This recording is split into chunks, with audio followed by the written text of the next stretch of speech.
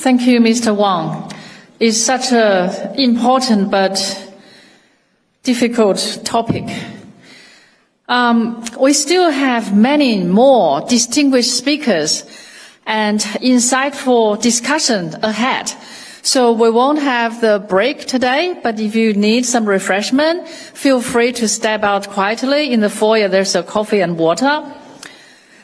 As we move toward the final part of today's program, we will broaden our perspective to the strategic future of the region. So our next panel is titled Perspectives on the U.S.-Taiwan-China Relations, CCP Internal Fragility and Indo-Pacific Strategic Outlook. So please welcome our moderator, Ming Chiang Jiang Ming-Jin, the President of Hello Taiwan. So I should say, hello, Chiang. Welcome. Before we bring our moderators onto the stage, I was briefly make an introduction. I'm so fortunate and honored to have four distinguished panelists with us tonight. So without further ado, let me introduce them and bring them onto the stage. First, I'd like to introduce Professor明居正老师。明居正老师 is a long-time professor at the Taiwan University. He taught many years in political science, and he's a former expert in Taiwan, China politics, as well as the Chinese Communist Party, and the cross-strait relations. Throughout his distinguished academic career, he has provided insight analysis on Beijing's political system, Taiwan's national security, and the evolving strategic landscape of the Indo-Pacific. His scholarship and public commentary has made him one of the Taiwan's most respected voices on democracy, regional stability, and Taiwan's future. And personally, I watch his programming all the time. I get a lot of inspiration from many of his YouTube programs. And I encourage everyone to go on and watch, and it's both in Mandarin and also in English. Our next speaker is Gordon Chang. Gordon is the international renowned author and columnist, and also as a commentator specialized in China, U.S. relationship, and global security. He is also the bestseller author of The Coming Collapse of China. I personally read it twice, and after this, I'll probably read it the third time. And he's a frequent contributor to a major media outlets, frequent speaker on many of these primetime news programmings. His work has helped shape public understanding of the strategic challenges posed by Chinese Communist Party, and that the importance of defending democracy value in the Indo-Pacific. Our third speaker is I don't know, the General David Stilwell is online. Can we bring him on the screen? Oh, here you go. How you doing, General? The General David Stilwell is the former U.S. Assistant Secretary of State for the East Asian and Pacific Affairs and a retired U.S. Air Force Brigadier General. During more than 3 decades of military and diplomatic service, he served in key leadership roles throughout the Indo-Pacific, including the defense attaché in Beijing and senior advisor on Asia to chairman of the Joint Chief of Staff. At the State Department, he plays a leading role in strengthening U.S. partnership across the region and advancing the free and open Indo-Pacific, including deeper cooperation with Taiwan. Thank you, General. And our last speaker is Deputy Secretary General Yo Chen-chi. Deputy Secretary General is a senior Taiwan government official with extensive experience in national security, international affairs, and strategic policy. Throughout his public life, public service, he has worked to strengthen Taiwan's international partnership, advance democratic cooperation, promoting peace and stability across the Taiwan Strait. His expertise offered valuable insight into Taiwan's foreign policy priorities, national security challenges, and importance of collaboration among democratic nations. So let's give them a round of applause.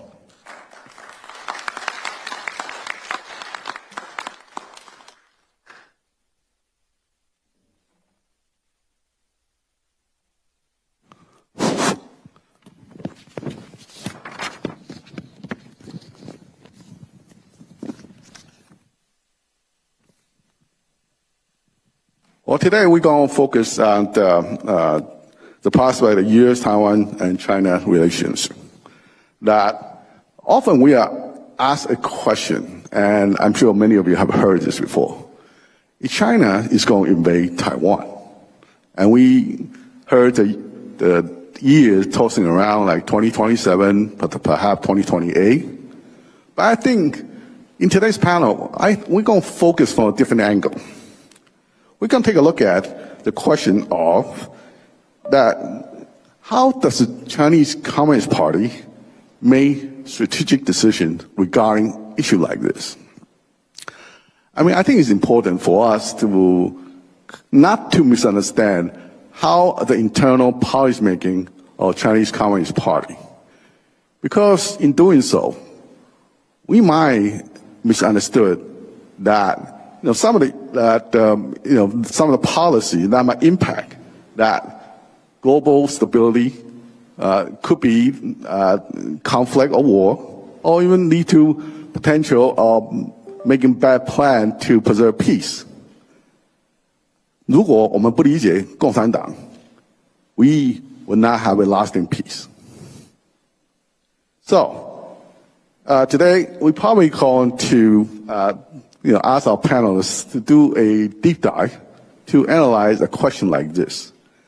But before that, I think I'm going to ask each of our panelists to give us their view on today's panel, and so we can actually understand some of their expertise regarding to U.S.-Taiwan policies. And we're going to go down by alphabetical order. Let's start with Gordon Chang, and let him share some of our perspectives. Well, thank you very much.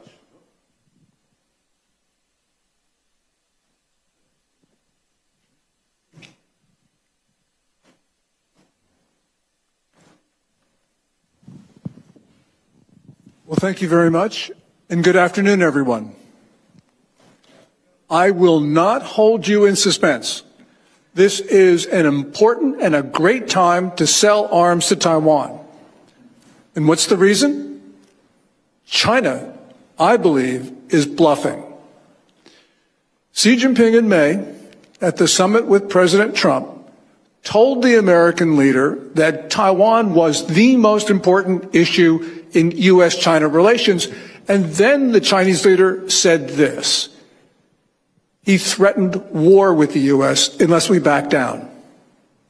At the same time, the Chinese embassy in the U.S. said Taiwan was one of the 4 red lines in U.S.-China relations, and it said the Chinese position must not be challenged. Well, China doesn't have any red lines, and it has no principles. China, I believe, was just trying to intimidate us.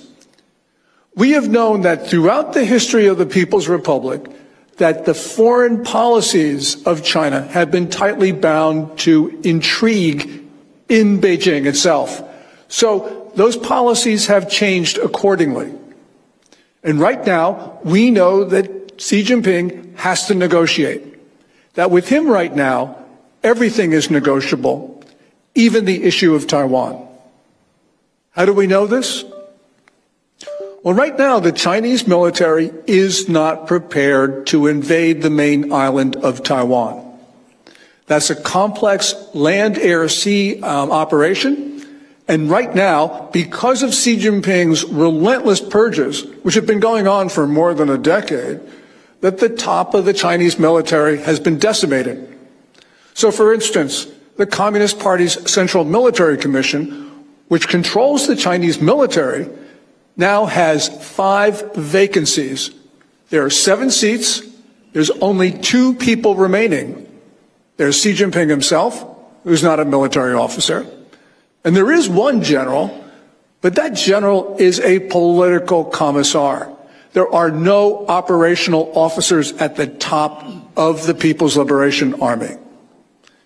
We also know that in general, in order for China to invade the main island of Taiwan, that Xi Jinping would have to give some general or admiral almost complete control over the Chinese military, and that is not something that Xi Jinping is willing to do, even in the best of times. And the reason? Because that flag officer, with almost complete control of the Chinese military, would himself become the most powerful figure in China. And in a time of political turmoil at the PLA, that is not something that Xi Jinping can do. We also know something else. China's military doesn't want to fight. We know this from various factors, but one of them is that Xi Jinping tells us, because he keeps on telling his generals and admirals, quote, dare to fight, which means they don't want to. Now, at this moment, we saw President Trump in Beijing said that Taiwan was a very good bargaining chip. Well, no, it's not. Taiwan is not a bargaining chip. It is a free society. It is a democracy that is in good standing with the rest of the world, and it's critical to American security. It's critical to American security for so many reasons. There's the Silicon Shield. By the way, China, one company in China, in Taiwan, Taiwan Semiconductor Manufacturing Company, makes 92% of the world's most sophisticated semiconductors. And by the way, the remaining 8%, they're made in South Korea, which, by the way, is going communist right now. So, yeah, Taiwan's really important. But it goes beyond that. After the catastrophic withdrawal from Afghanistan, we know that Taiwan has become a critical test of American credibility and resolve. Taiwan sits in the middle of our Western defense perimeter, which we have held for more than 200 years. This Western defense perimeter, Taiwan sits at the center, where the East China Sea and the South China Sea meet. Taiwan protects 2 American treaty allies, Japan and the Philippines. And most important of all,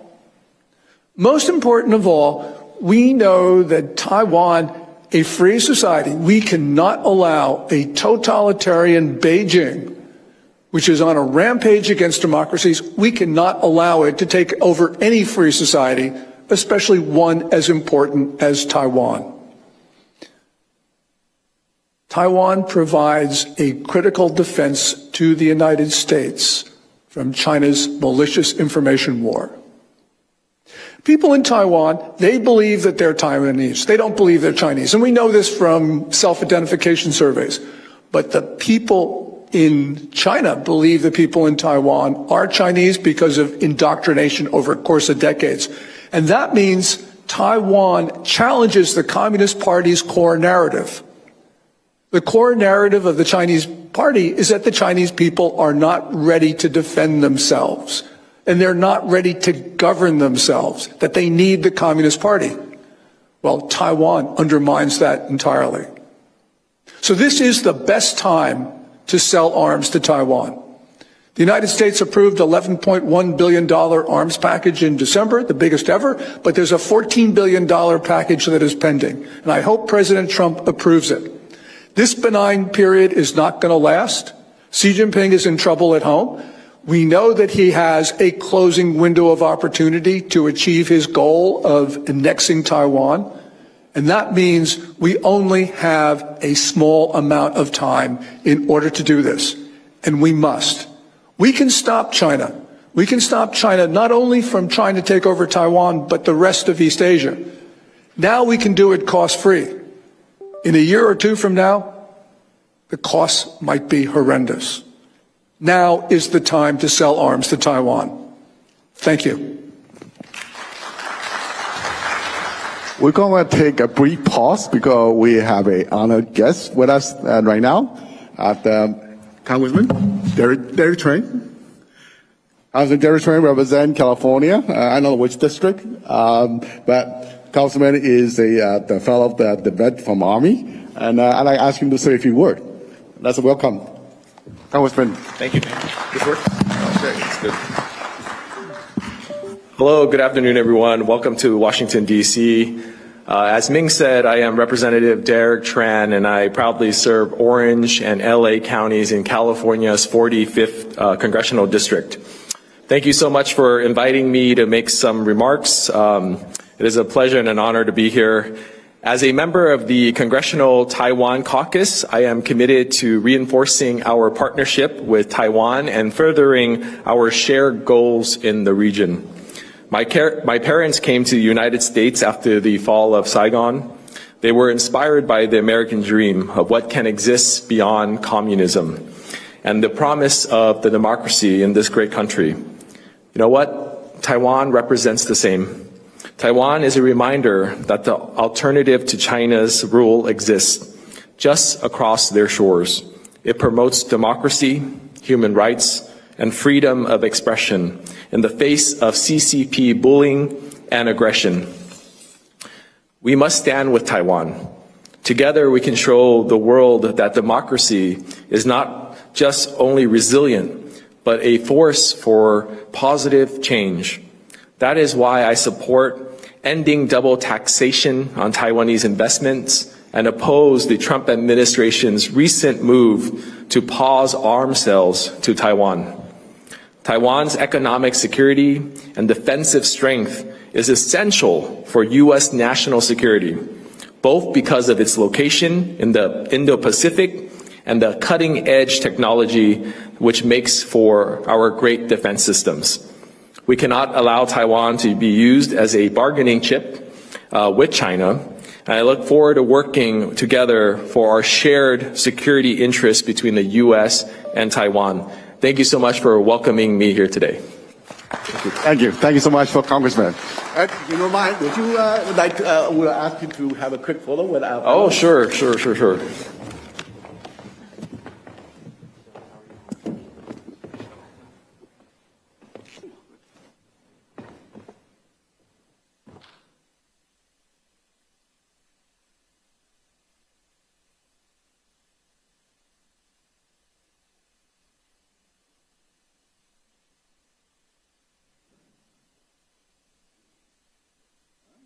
Thank you so much. Enjoy the rest of your day. Thank you.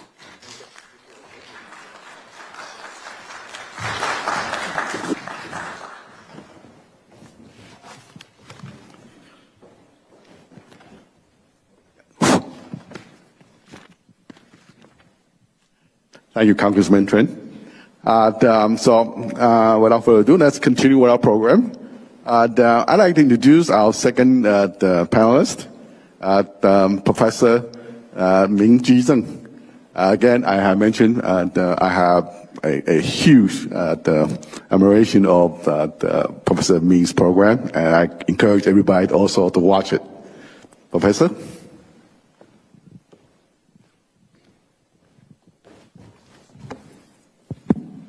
Thank you, President John, for the kind introduction. My name is Chu Ming. I'm from Taiwan.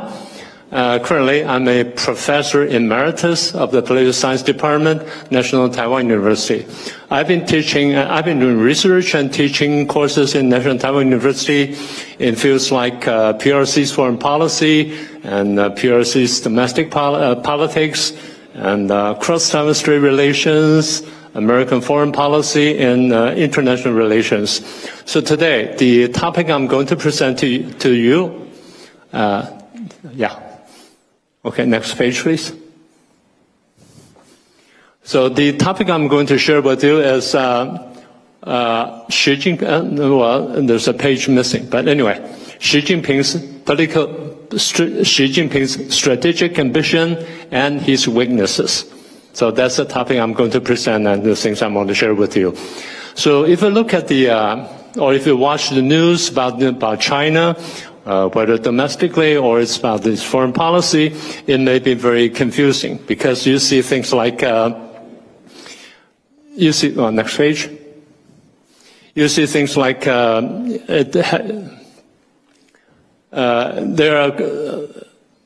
adopting what we call a wolf warrior diplomacy. It got itself into skirmishes and conflicts with countries like Japan, the Philippines, and over things like over questions like East Asia and East China Sea and South China Sea. And with Taiwan, it tries to intimidate Taiwan nearly every day. They fly jet fighters, bombers, and reconnaissance planes over Taiwan, and they deploy their ships and coastal guard ships to surround Taiwan. And sometimes they even they even have military drills over Taiwan, and they try to intimidate Taiwan almost nearly every day. And domestically, next page. With the United States, it got into diplomatic confrontation, it got into tariff war, technological war, arms races, confrontation, military drills, and so on and so forth. So the list is so long, I have to stop here. Next page, please. And domestically, they try to crack down on the privately owned businesses. They promote state-owned enterprises, and they repossessing Hong Kong, and then they conduct a very strict quarantine policy during the COVID-19 period. Next page. So what does Xi Jinping want to do over all these complexing scenarios and news and everything?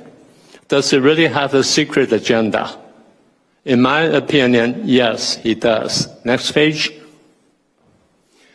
So what are the sources of his ambition, in addition to his personal ambition? First, there's an ideological background to it. Let me make the story short. Well, he's a child of the Cultural Revolution period, and he's unfortunately a victim of the brainwashing operation, the brainwashing operation of Mao's period, and somehow he still sticks to that kind of idea, and that can go back to Marx, when Marx talked about the emancipation of humankind or emancipation of mankind, and Xi Jinping somehow still believes in that. Next. And the second source of his personal ambition is that competition for global hegemony against the United States. And that's some call it the logic of great power rivalry. That's only one part of it. In the morning, there's a gentleman who said it very clearly. It's another side of Leninism instead of communism. And in the end, I think ultimately he wants to establish something called Pax Seneca, or at least he tried to establish something like a quasi-tributary system like China had for centuries. Next. So personally, he wants to be a great emperor in the history of China, like any great emperor in the past. He wants to surpass the status of both Deng Xiaoping and Mao Zedong, and he wants to be someone even bigger than these two figures. Next. So in reality, in many countries around the world, especially in the United States, as I noticed, some consider China as a state-run or state-managed capitalism. I think it's totally wrong. It is a communist country or a communist state. Next page. It is a communist state. Oh, I'm sorry. Last one. It is still a communist country under the leadership of Chinese Communist Party. They call it a one-party dictatorship, but actually it's a one-person or one-man dictatorship, one-person or one-man dictatorship of Xi Jinping. And that's what it is. And next. Well, there's something that can testify to that. On March the 21st, 2023, when Xi Jinping was visiting Moscow and they finished the state dinner, Vladimir Putin walked him out of the hall. And they stopped at the doorway, and Xi Jinping turned around and said to Putin, "We're now facing a once-in-a-century change and of the international politics or international relations. Let's join hands to promote it." And Putin says, "I agree." Let me explain this once-in-a-century change. What does it mean? It means they want to overthrow the international order established by the United States and the European countries, and they want to challenge and overthrow the universal value system, and they want to overthrow or challenge the lifestyle we cherish for so long. And that, as I see it, reflects the communist mindset for more than 100 years. And Xi Jinping said, we want to do it. We want to accomplish it. Okay, next. So, like I said, China is not just another country. It is a communist country. It is not a state-owned, it's not a state-managed capitalism. It's a one-party dictatorship by the Chinese Communist Party, but actually it's a one-man or one-person dictatorship under Xi Jinping himself. Next. So, in their eyes, if that's his ambition, how can he achieve it? Well, they're facing some challenges, both externally and internally, or domestically. Externally, first is the American strategic confrontation. You could call it containment, you can call it color revolution, you can call it peaceful evolution, but anyway, in the eyes of Beijing, you just want to annihilate us. You want to terminate us. And that's something that we cannot accept. So we must fight back. Next. So their policy for that, basically is a tit-for-tat tactics for Beijing. Be them a ban on the export of rare earths, dumping, Belt and Road Initiative, and remember that what they call it, Made in China 2025 initiative. They have achieved it, basically. And that's why the dumping and the overarching the global market all over the world. And in terms of technological confrontation, they're still adopting a tit-for-tat tactic. So what they're doing is self-reliance, theft, and again, made in China 2025. Next. And in terms of military pressure from the United States, their reaction is arms race, military drills, and South China Sea reefs. Well, I'm not going to get into details of that. South China Sea reefs and things like that. And in terms of diplomatic competition, their strategy is Belt and Road Initiative, their support for the Ukraine war on the Russian side, and their involvement in the Middle East war and the war against Iran. Well, we all know that for a fact. Next page. And the second part on the United States is strengthen or the building of new coalitions or alliances to fight the Beijing regime.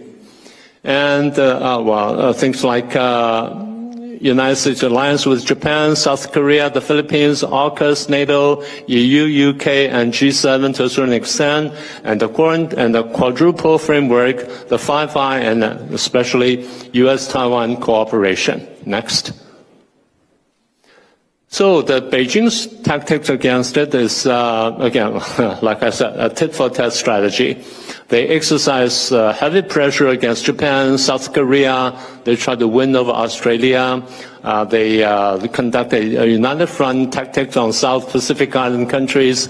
They try to divide up EU countries. And they, of course, they exercise overwhelming pressure upon Taiwan. Next. Domestically, they are facing challenges, as suggested by Gordon earlier. They're in some kind of dilemma, which holds them back from attacking Taiwan. And here are some of the problems. First is a sharp decline in economy, and then leads to social unrest or social riots all over China. And next.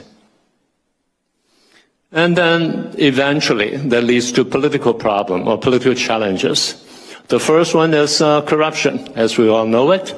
A second is factional struggles and struggle for succession. Factional struggle may be aiming at obtaining some kind of power, some share of the power, whatever you call it. But struggle for succession is Xi Jinping is getting old, and his health is declining.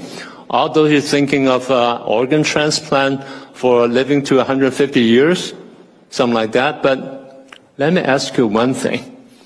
If you can transplant organs all over your body, eventually, can you transplant a new brain? What would that lead you to? A new Xi Jinping, or Zhang Jinping, or Li Jinping, or whoever that is? That's the ultimate question for organ transplant. Okay, next page.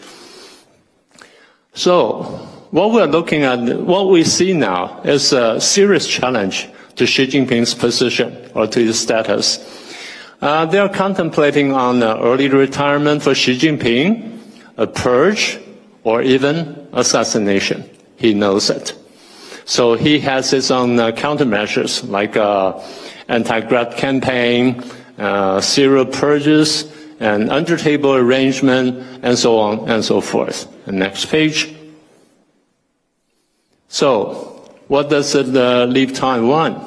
If Taiwan is a part of of his grand plan or his grand strategy against the United States, or aiming at the global hegemony eventually, so Taiwan will be the first step. If he can conquer Taiwan, or if he can take over Taiwan in whichever ways, then that'd be a very victorious first step for him. That will secure his power position in the 21st Congress to be held in 2027. Next. But he knows it's difficult. It's a difficult task for him to take over Taiwan, because, as Gordon just mentioned, Taiwan has high-end chips. Taiwan has a very strong semiconductor industry. Taiwan's strategic position in the first island chain, and Taiwan's a very important democratic partner around the world. So Taiwan is not an easy target. Next. And externally, countries like the United States, Japan, and European powers would oppose should Beijing decide to invade Taiwan militarily. And besides, he has to face economic problems, social problems, or military problems, and political problems should he try to invade Taiwan. There's a saying that 打台海不如打中南海. It's easier to attack Beijing or to launch a coup d'etat against Xi Jinping than attacking Taiwan. That's what it says, literally. So he knows that there will be a problem, a serious problem, should he decide to attack Taiwan, although he dreams about it, perhaps every night. So he knows it, and he will be very cautious about launching a military operation, all-out military operation against Taiwan. So what would be the alternative to that? Next. So what he can do is to isolate Taiwan, make Taiwan an easier target to deal with. And to do that, he has to divide up Taiwan and the United States. So that's to say, he has to drive a wedge between the United States and Taiwan. That's why in so many years we've seen things like USA skepticism or Taiwan skepticism. So what they're doing is they launch an all-out cognitive war against Taiwan. And then they try to penetrate and try to infiltrate Taiwan, and they try to adopt what we call the united front tactics against Taiwan. And it is working. It is working. Just look at the news in Taiwan, or look at the public polls in Taiwan, you know Taiwan is divided. And this division, to a large extent, was caused by Beijing, by their cognitive warfare against Taiwan. It's beginning to take toll in Taiwan. And that's why people like myself and General Yu and Professor Zheng and what's your name? Henry Wu, yes, my good friend. That's why we do TV shows from time to time. We are fighting the cognitive warfare on our own part. And that's a way to echo the earlier today they talked about taking an offensive way to deal with cognitive warfare. That's what we're doing. We're not doing a defensive warfare. We're not doing a defensive thing. We're actually doing an offensive warfare against them. Well, when I said that the cognitive warfare is taking tolls in Taiwan, look at what happened in Taiwan's Congress or the Taiwan's Parliament. The arms sales case in Taiwan has been stalled for so many times, actually for so many years. This is not the first time that it's happening in our legislative yuan or in our Congress. Actually, it's been going on like this for some time. But this time it's important because it involves things like drone or the build-up of the drone industry in Taiwan and the strengthening of Taiwan's self-defense capabilities and things like that. So that's the thing that causes the sense of urgency in Taiwanese public. Next page. So externally, we said if Xi Jinping tries to launch an all-out war against Taiwan, he'll be facing external whatever. So anyway, it's difficult for him. So what I'm saying is, well, yeah, he does. Xi Jinping does have his ambitions, but he's also facing some kind of serious challenges and weakness domestically and also externally. So the battlefield is not probably in Taiwan Strait. It's inside Taiwan. To be precise, perhaps it's inside Taiwan's legislative yuan or Taiwan's parliament. And that's our front line. And cognitive warfare is just another way to launch a war against Taiwan. So what I'm saying is the war is going on. It's not coming. It has come already. We are fighting the war. We are fighting a psychological warfare before the real military war takes place. So next page. So my conclusion is very simple. Yes, he's very ambitious. And he's preparing a war against Taiwan and the United States. But personally, he believes in unrestricted warfare, which means he doesn't really have to resort to military forces to fight the war and to win the war. A cognitive warfare plus other efforts may help him achieve the ultimate goal.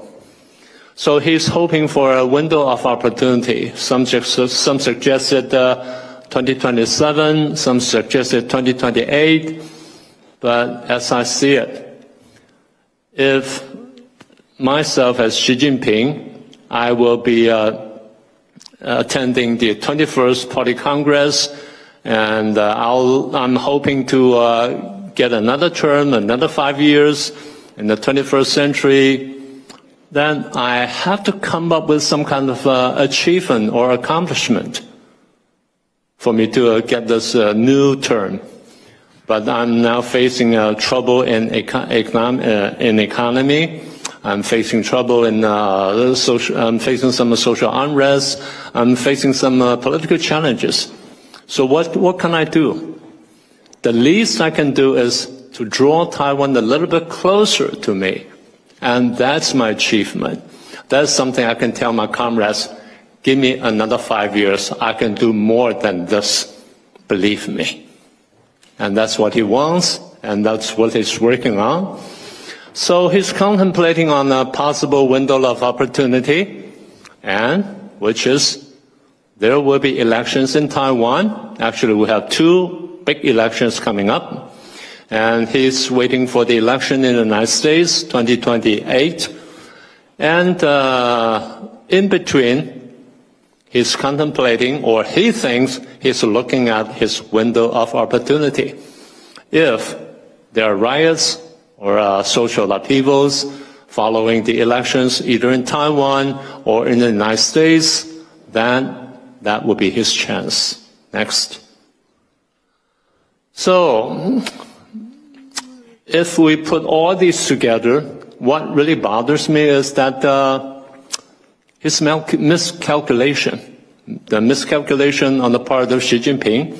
He miscalculates the situation, he misjudges the situation, and he makes premature moves. And that really bothers us. Another thing that bothers us is that he has an alternative. He could deceive Trump. He can trick Trump into signing the 4th communique, in addition to the previous 3 ones. So that's what bothers us. Oh, by the way, that's why I do TV shows, not only in Mandarin, but also in English. 5-second commercial. The title, the name of the show is Professor Ming's Strategic Insights. You can look it up in YouTube.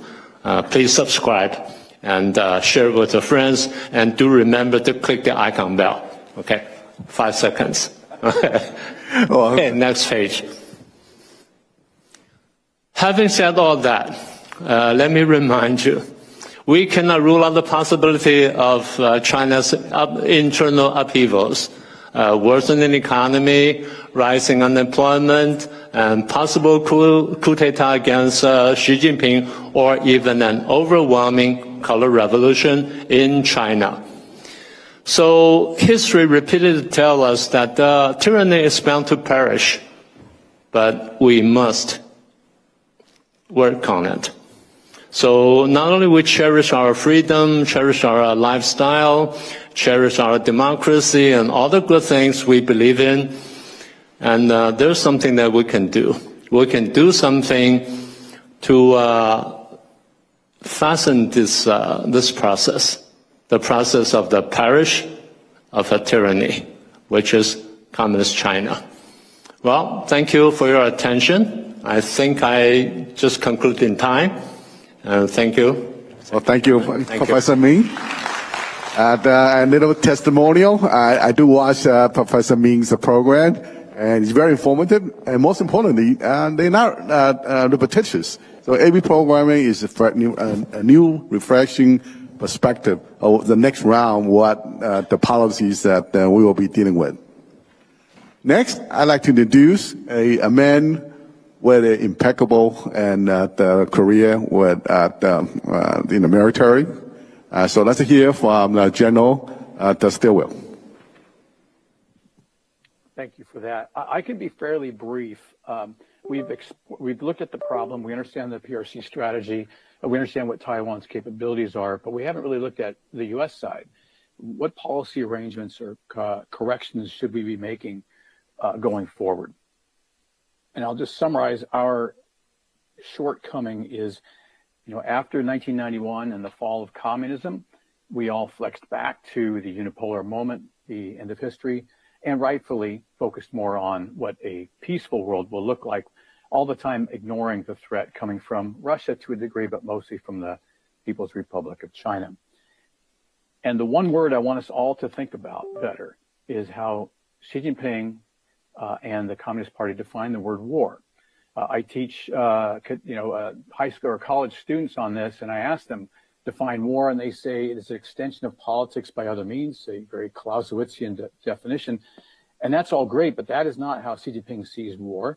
He sees it as any effort, all efforts taken to bend his primary adversary, that would be us, or Taiwan, how you bend the primary adversary to your will.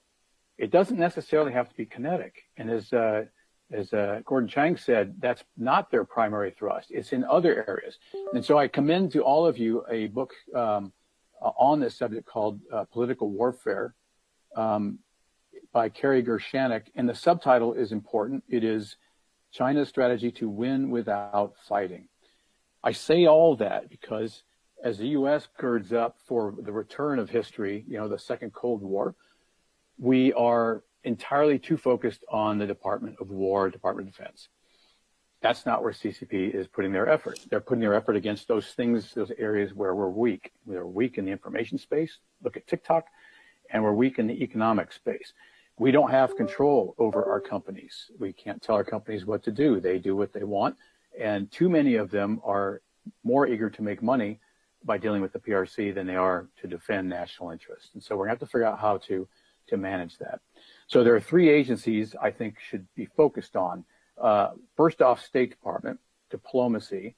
The diplomats need to engage better, and we're doing a good job, but we need to engage better with positive contributors to national and regional security, and that would be Japan, who's been way out ahead.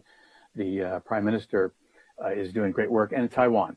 And the cooperation between Japan and Taiwan and the U.S. and the Philippines, all these things send a very important deterrent message to the PRC, but it requires active diplomacy to let these things happen. They are not going to happen by themselves. So as we look at how the U.S. is going to respond to this policy-wise, we on the U.S. side, and I'm doing what I can from my low perch to help this out, need to help State Department and Defense work closer together. Those are two foreign policy-focused organizations that could do, if with further cooperation, more cooperation, could do some really good work, like the Philippines are doing, by the way. And just because the Department of War has the word war in it, as I said earlier, the PRC considers the war more broadly than we do. We should look at what the Philippines are doing in information warfare. The program they called Assertive Transparency, where they showed videos yesterday of a Chinese Coast Guard boat, a big one, physically beating Philippine sailors in Philippine waters. We need to think better about information warfare, how to expose the government in Beijing for its lack of legitimacy and credibility when it walks away from the Hong Kong agreement. We should have been hammering that as showing that the PRC is not a organization that you want to bargain with, because they won't follow through on anything. So the diplomats are very important in this. The second one is the Department of Defense needs to expand its definition of warfare and then think in terms of how it can support an American strategy versus being supported by all other agencies, as has been the case for far too long. So the Department of War needs to be able to think more broadly in terms of non-kinetic contributions to the idea of national security. And then finally, Treasury and Commerce.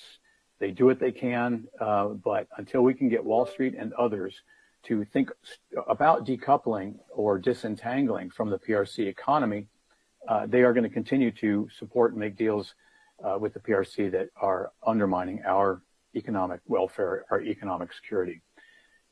We don't have an information agency like we used to during the Cold War. So my final thought on this is at some point we're going to have to take information warfare more seriously, because that is where we're going to win.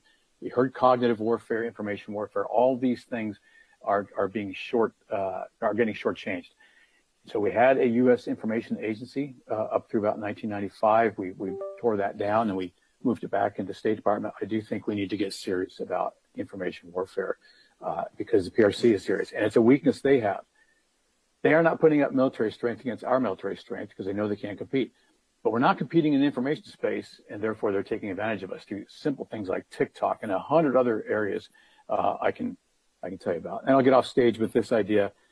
The U.S. believes strongly in sharing, getting everybody to participate in this experiment. After World War II, we established multilateral organizations like the United Nations. But the United Nations has been completely subverted by the PRC. We all need to join hands and eliminate the PRC control and subversion of an organization like the UN, which violates the charter in preventing Taiwan from participating in a number of activities that we all agree they should. And the PRC is not going to let this go easily. So again, some of the outcomes of this is going to be not military conflict, but political, diplomatic, information and economic things we can do to slow the Chinese juggernaut. We don't have to fix it all right now. We just need to start. In Korean, they say, "Shijaki panida." I love that phrase. Starting is half. And so this conference, I think, is going a long way toward fixing the problem. Thanks for letting me participate. Out. Well, thank you so much, General Stilwell, for that insightful the perspective from the U.S. side. The last but not least, we have someone with distinguished career as a senior government official with Taiwan, and I'd like to share his perspectives. Thank you. Before my presentation, I would like to extend my gratitude to the organizer, Hello Taiwan, and the Consilium Institute for inviting me to participate in this great event. The topic I'm going to present today is China's anaconda strategy is choking Taiwan. Next slide. The 7 talking points in my presentation. I'll go through all the 7 points in the following slides. Next. President Lai, interviewed by the New York Times, warns that China's aggression is increasing. He also warns that China's overall military capability to invade Taiwan will get ready by 2027. And this is not a scaremongering at all, as evidenced by the National Security Advisor, Joseph Wu of Taiwan, publicly stated that China's unprecedented mobilization of more than 110 warship vessels surrounded Taiwan. And China has even conducted the maritime exercise under the pretext of countering the delimitation agreement signed between Philippines and Japan. And during the exercise, they conducted this called a civilian maritime coercion, logistic disruption, area denial, and onboard inspection, and even using their radar to detecting all transition ship in this neighborhood. This, of course, raising the regional tension escalation and instability. In addition to that, China also showcased their nuclear strike capability last week by launching the Mach warhead ballistic missile into the Oceania sea room close to the Kiribati and Vanuatu. And the intent is obvious to try to deter any international intervention by the United States and its ally. So we can reach a brief conclusion here. China's aggression is not only a threat to Taiwan, but also to Philippines, Japan, and the whole Indo-Pacific. Next. Let's zoom out a little bit to take pictures of the exercise conducted by China from 2022 up to now. As we can see, the graphs on the left, China's almost complete is blockade to surround Taiwan. As we can see, the circle around Taiwan remind us that China's traditional military tactics to use the so-called circular point to destroy reinforcements or hold off the reinforcements to attack Taiwan. And these tactics even go further, evolve as revealed in the propaganda posters shown above, released by the Eastern Theater Command during the 2025 Justice Mission. These four scenarios, the first one is the aerial justice. That means China will use a missile saturation attack to wipe out all C4ISR to blind and deafen Taiwan. Second scenario that shows the shield justice. That means they use the A2AD and to deter other countries come to Taiwan's aid in case of a war. The third one is the hammer justice. I believe that this they simply copied United States mainline hammer operation to strike Iran in order to create or introduce fears of decapitation among the major opponents on Taiwan. The last one is the most complicated strategies, the modern Trojan war horse. And this actually is China tried using external military pressure to increase internal squeeze that can reach, so-called the strong fortress can breach from within and without. The ultimate goal is to win the war without bloodshedding. And this kind of slow and surely strategy, next, perfectly fit into the China's anaconda strategy. They are four chronological periods, which includes dismantling the boundary, tighten the coil, and constrict phase. The last one is a fixation point. And general belief from the exercise conducted by China, now China seems moving from phase 3, the constriction phase, to the final exhibition phase toward Taiwan. So it is a very critical moment. Next, Taiwan come up with so-called 8-step tenacity strategies.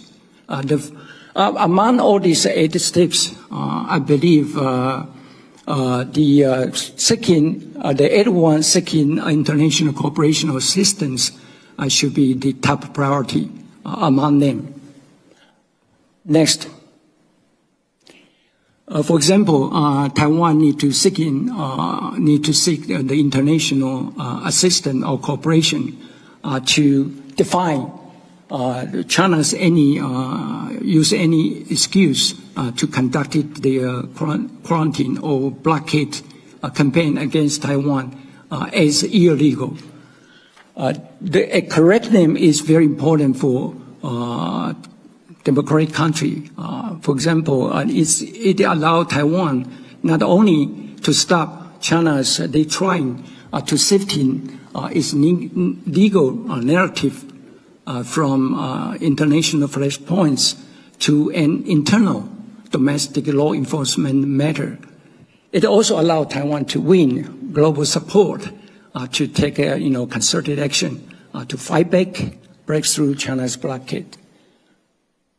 Next, in addition to correct name, Taiwan should also take two very important strategies to strengthen its overall military capability to deter China's attempts. One of them, I think, should be the build up a very strong or powerful undersea fleet in being.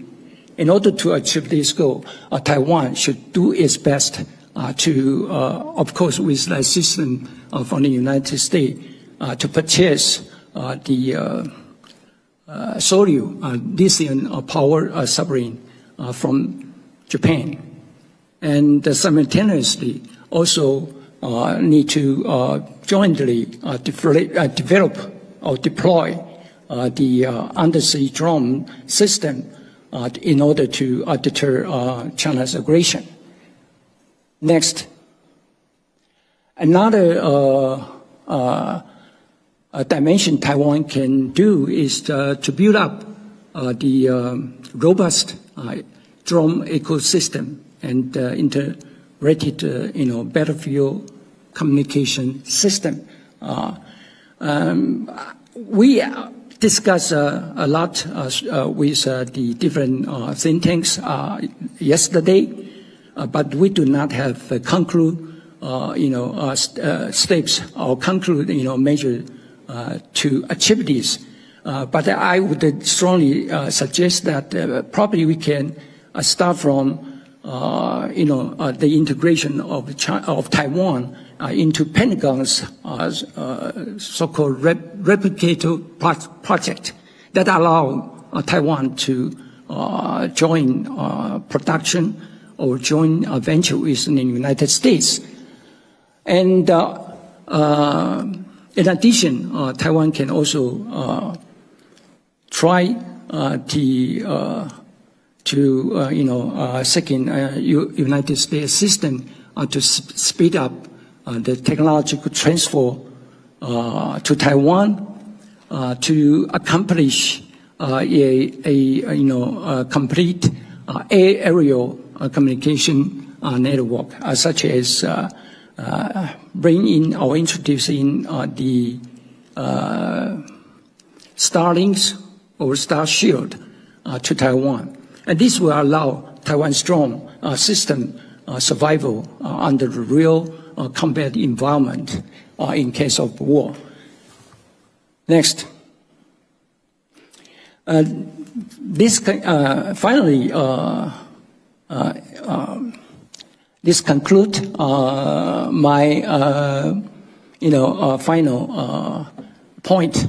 Before I wrap it up, I would like to remind every military hardware or advanced weapons are only as strong as the human being operating them.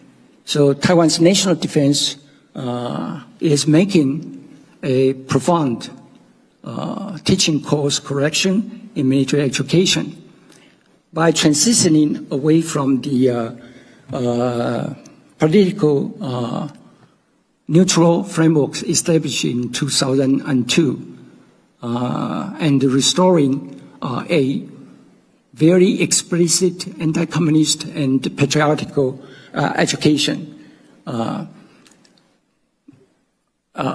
I think Taiwan is trying to address the most critical vulnerability on cognitive warfare and psychological front. After all, securing First Island chain ultimately depends on a clear threat awareness and know exactly who the friend is and who the foe is the best goal or the principle Taiwan should conduct. Because by alignment of the technological resilience, we say clear ideological clarity, and that will enable Taiwan to solidify itself with a comprehensive defense posture that for the challenges in the foreseeable future. This concludes my presentation. Thank you. Well, thank you very much, Deputy Secretary General Chung Chi-yu. The earlier of our discussion that I mentioned, we need a better understanding how CCP's line of thought if we're going to have a prudent policy.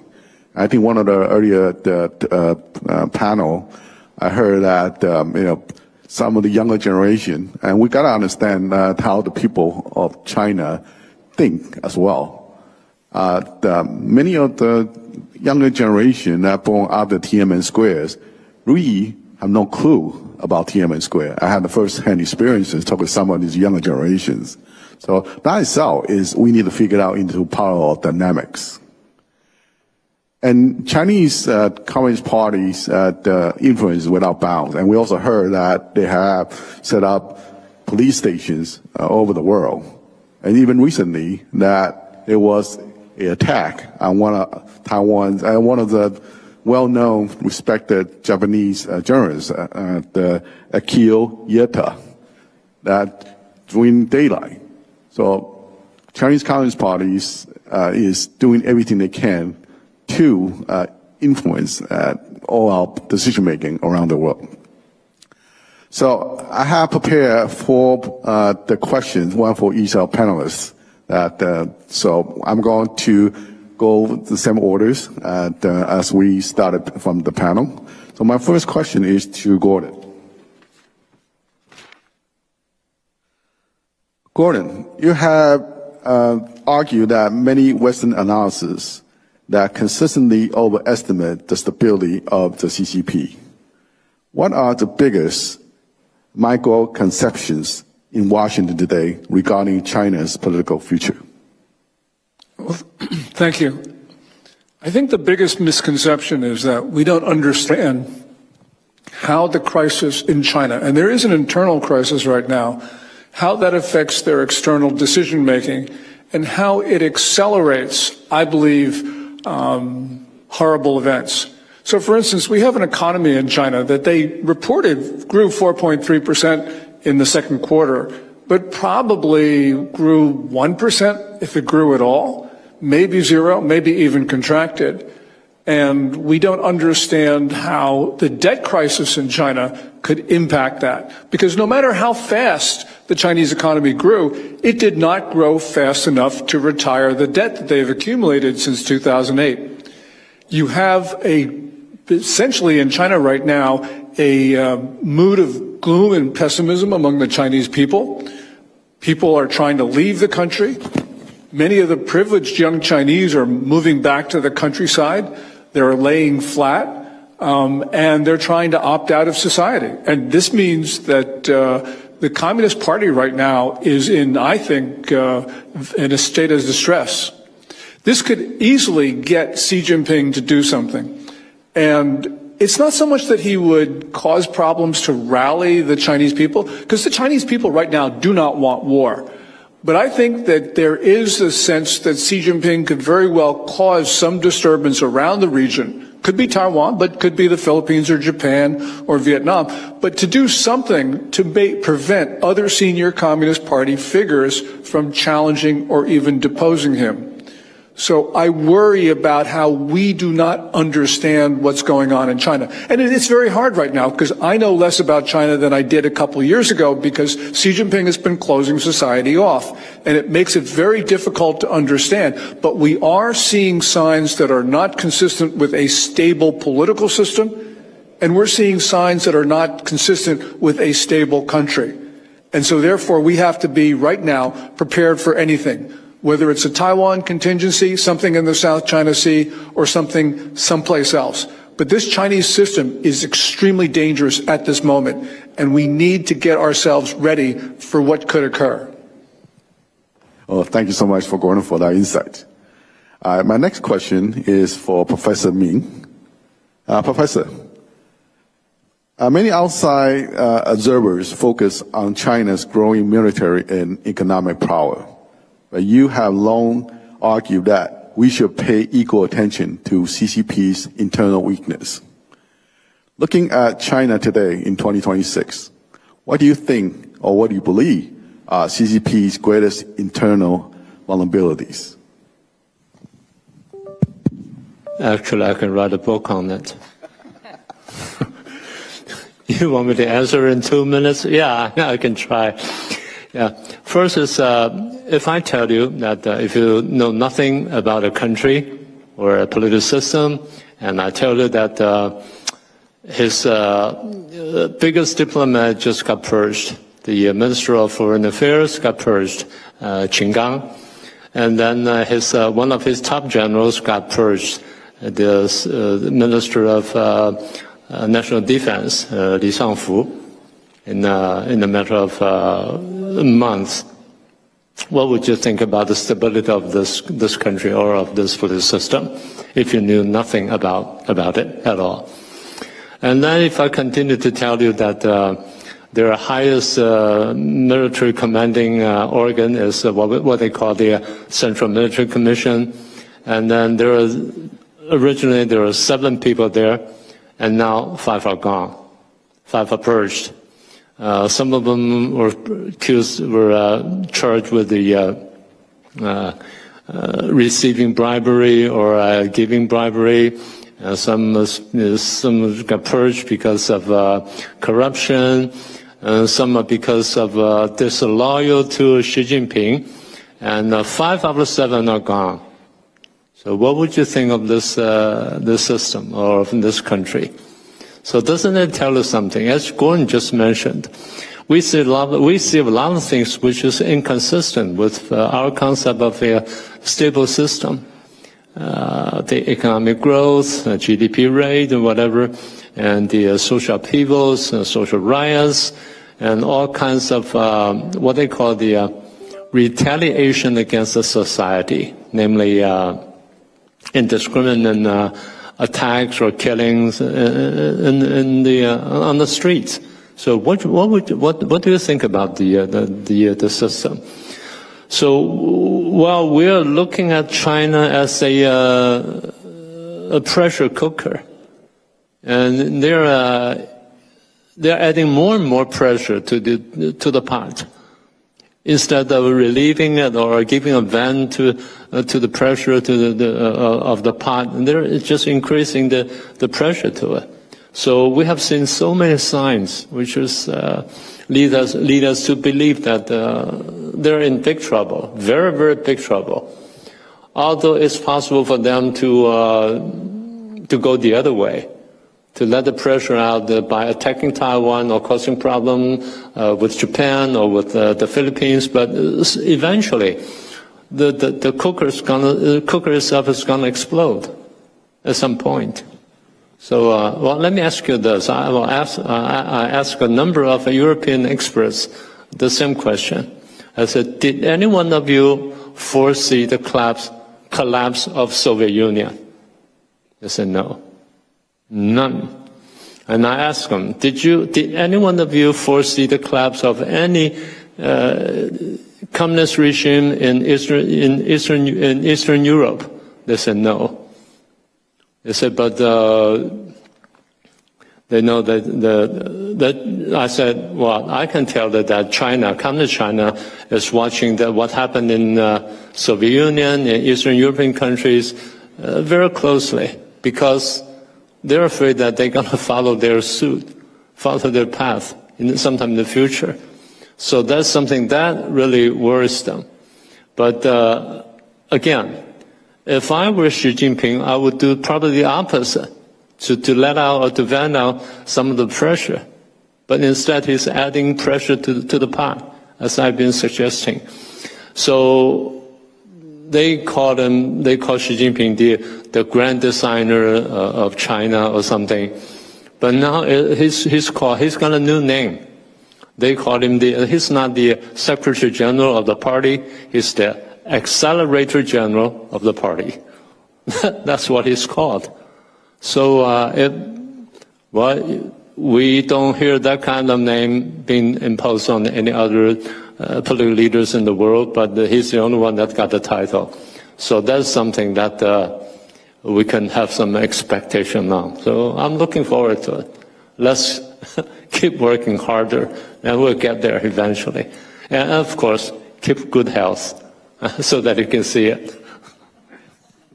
Well, thank you, Professor Ming. And I hope that when that pressure that reaches that breaking point, hopefully soon discussion like this, we're ready for it, and so we don't have we do have some plan to deal with it.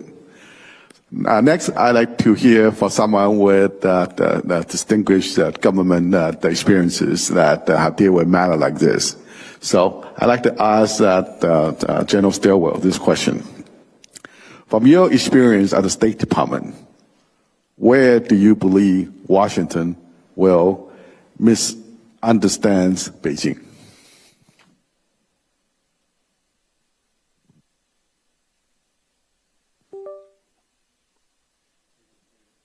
it's a very good question. You've got a lot of expertise in the State Department who get it. A lot of times you bring in folks from outside of the system without the same experience. Look, I was very positive on the People's Republic before I went to Beijing in 2011. Most of my counterparts were the exact same. All of our lessons in school, with PRC help, studied at Edgar Snow and Alice Medley and all these happy stories about how this great system was better than the national system. So we went there with great hopes. And I can name one or two who actually came back from their time in the PRC positive on the relationship and anything other than a dragon slayer. So we all go there as panda huggers. We all come back as dragon slayers. Experiencing it firsthand is very important. So I think most of the State Department career officers, foreign service officers that have been to Beijing understand that. We've mentioned this earlier, that their ability to influence us, cognitively through information warfare, that the growth is 4.3% or 8% or whatever it is, et cetera, is really well done. You got to applaud them for using information warfare as such a great tool.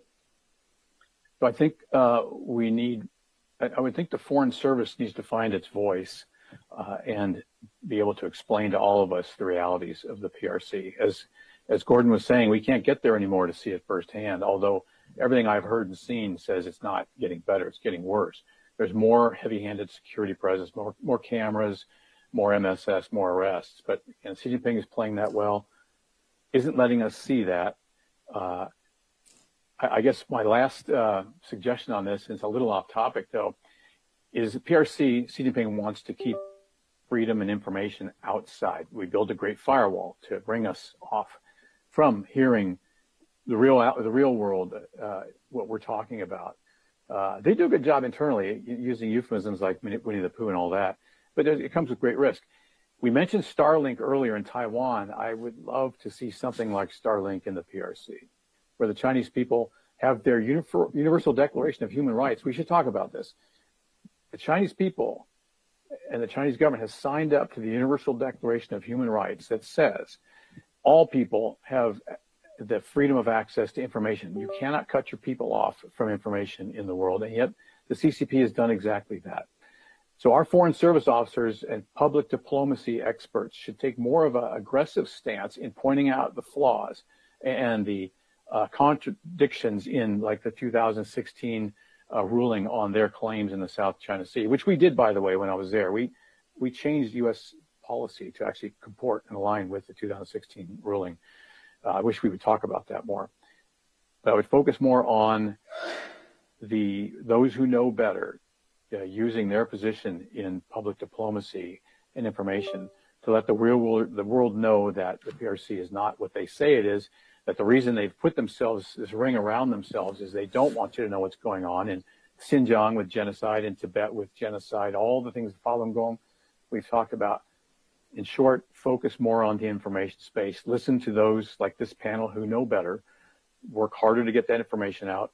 And then one just off-the-wall suggestion, since we're talking about it, is someone should write a paper that looks a lot like the Marshall Plan that we instituted after World War II. If the PRC comes apart, if all of the stuff we're talking about comes to pass in the next week, is the U.S. and the rest of the capital of the free market world, the free world, ready to deal with the collapse of the PRC economy?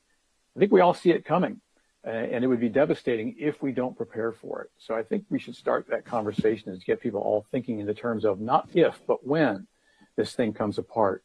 What are things we can do to prevent our own economies from going down that same path? Over. Well, thank you, General. Okay, so we come to the final minutes. The Deputy Secretary General Yi go back cleanup. Take it away. Oh, I'm going to ask a question, sorry. All right, does internal politic pressure make conflicts more likely, or does it sometimes make the CCP more cautious?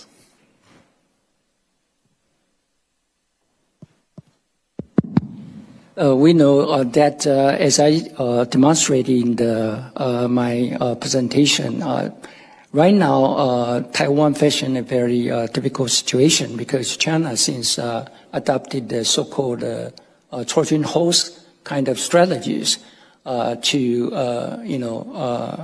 try to breach Taiwan's from within. That means China's infiltration in Taiwan is very serious. In particular, right now, all the parliament are almost paralyzed because it's very divided now. So when we are discussion about how to strengthen Taiwan's military strength. Even the Professor Gordon Zhang just mentioned it's the right timing to sell a weapon to Taiwan. But the internal kind of obstruction, in particular from the parliament, due to the many of them has a very close relation with China. So their loyalty actually is not to Taiwan government, ruling government now. Oftentimes they adopt all cooperation and the instruction from China instead of concern about the security in Taiwan. So that makes the situation very, very difficult when we are trying so hard to beef up Taiwan's militaries, purchase more, for example, drone system or the most advanced weapons from the United States. That right now is almost got stuck in the Taiwan's parliament. And in addition to this kind of a domestic division, and we also need to concern China's will waste this great opportunity to cause more chaotic in Taiwan's domestic through all this pro-China's kind of organization. So as we discuss all day, Taiwan's religions, Taiwan's many of the local kind of village head or the school teachers, they are almost infield or being invited to China. So that's created a lot of Taiwan's right now. China's influence is getting more and more influential.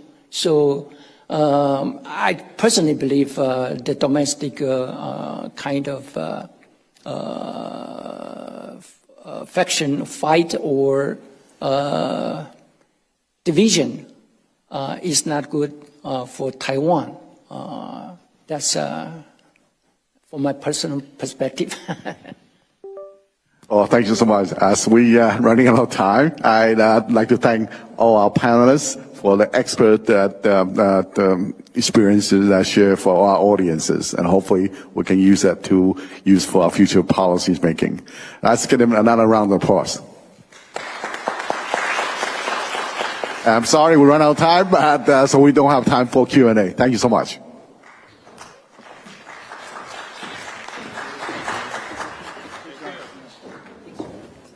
Thank you, Chair. Thank you to our panelists. It's a great discussion. Now we've discussed security, human rights, and strategy. Our final conversation focuses on another essential pillar of resilience, our economics, technology, and energy partnerships. So our final panel today is titled Taiwan-US Alliance on Economic, Technology, and Energy Resilience. So please welcome our moderator, Professor Frank Xie, John M. Olin Palmetto Chair Professor at University of South Carolina, Aiken, and he also is Vice President of Research at the Consilium Institute. Let's welcome Frank Xie. Thanks, Professor. Thank you, Christina. Okay, let's welcome our panelists. Discussion up stage, please.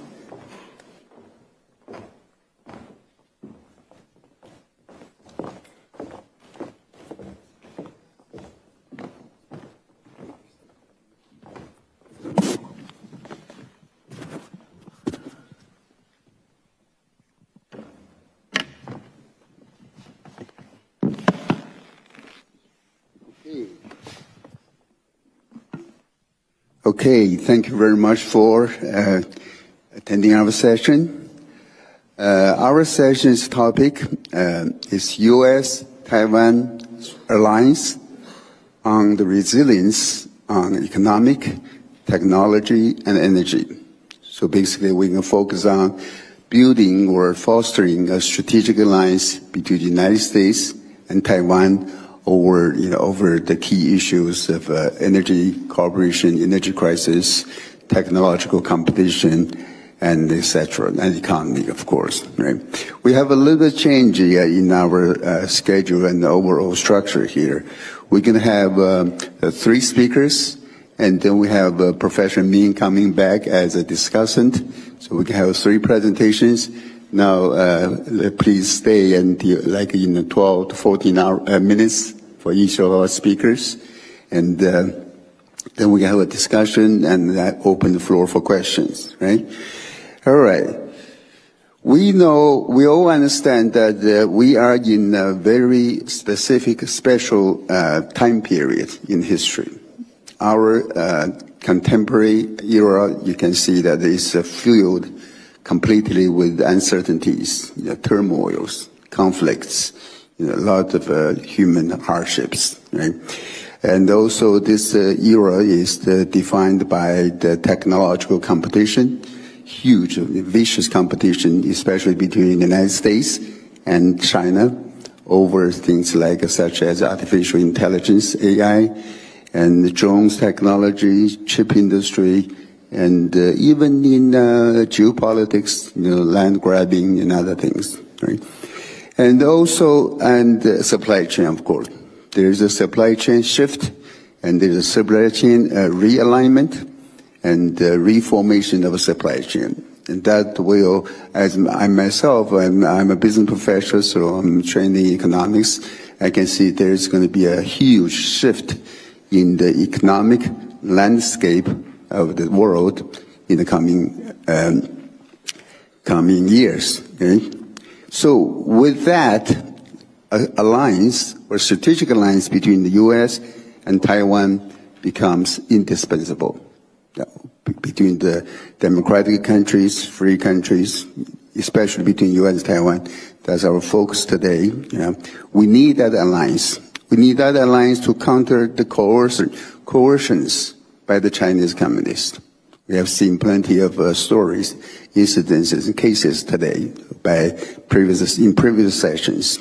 We need to build our resilience, and we need to find ways to mitigate those vulnerabilities in our system, in our bilateral relations, and then we need to try to build a roadmap for good, healthy, and sustaining relationship ongoing. Okay? With that, let me introduce you to our panelists, distinguished panelists. The first panel, the second one on my right, is Mr. Adam Savit. Adam is the director of China Policies Initiative at the American First Public Institute. Right? Recently, Adam served as the senior advisor on national security with Secretary Brooke Rollins in the Department of Agriculture. Yeah. In that role, I was happy to learn that Adam was involved in some activities to prevent the Chinese from grabbing American land, Chinese encroachment on American land and resources, and also he worked on the supply chains, everything, right? And so that's, and also Adam, with his experience, will talk about something related to the recent Epic Fury, the war, and also China's as a complicit in the Iran war. Right? The second speaker, Mr. Wu Jialong, is the third one from on my right here. Mr. Wu is a doctoral candidate in economics and from Columbia University. He's finishing his PhD there. But he is so eager to show off his talent before his graduation, he's already a famous speaker in the Chinese communities everywhere on macroeconomic issues. So he's a well-known macroeconomist already. Okay, that's Wu Cha-long. Okay. Our third speaker, okay, right? Yeah, I'm sorry. Right, am I right? Sorry. Yeah. It's Mr. Dr. Qimong Cheng, yeah, Zheng Qingmo 博士, yeah. Dr. Cheng is associate professor on international relations and diplomacy at Tamkang University, Taiwan淡江大学, Tamkang University. And what's interesting is that Dr. Cheng got his PhD in international relations and diplomacy from Poland, Warsaw University. He's going to bring us his perspective, his rich research on Eastern European issues, and he will talk us about the U.S.-Taiwan energy cooperations, right, under the CCP's infiltration. And he also will show us some insight about the war in Ukraine and as to what that may affect U.S. and Taiwan. Okay? Without further ado, let's get started. And after the three presentations, we have a discussion, panel discussions. We are so happy to have Professor明居正coming back to us as a discussant. And so we can have a good discussion, and we'll open the floor for more questions. Okay? Without further ado, let's go ahead and get started. Adam, the floor is yours. Professor, thank you so much. Thank you for Sean Lin for the kind invitation to speak today.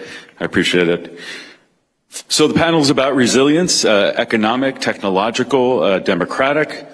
I want to make what might sound like a strange argument that Taiwan's resilience already was tested this spring, 4,000 miles away at a choke point called the Strait of Hormuz.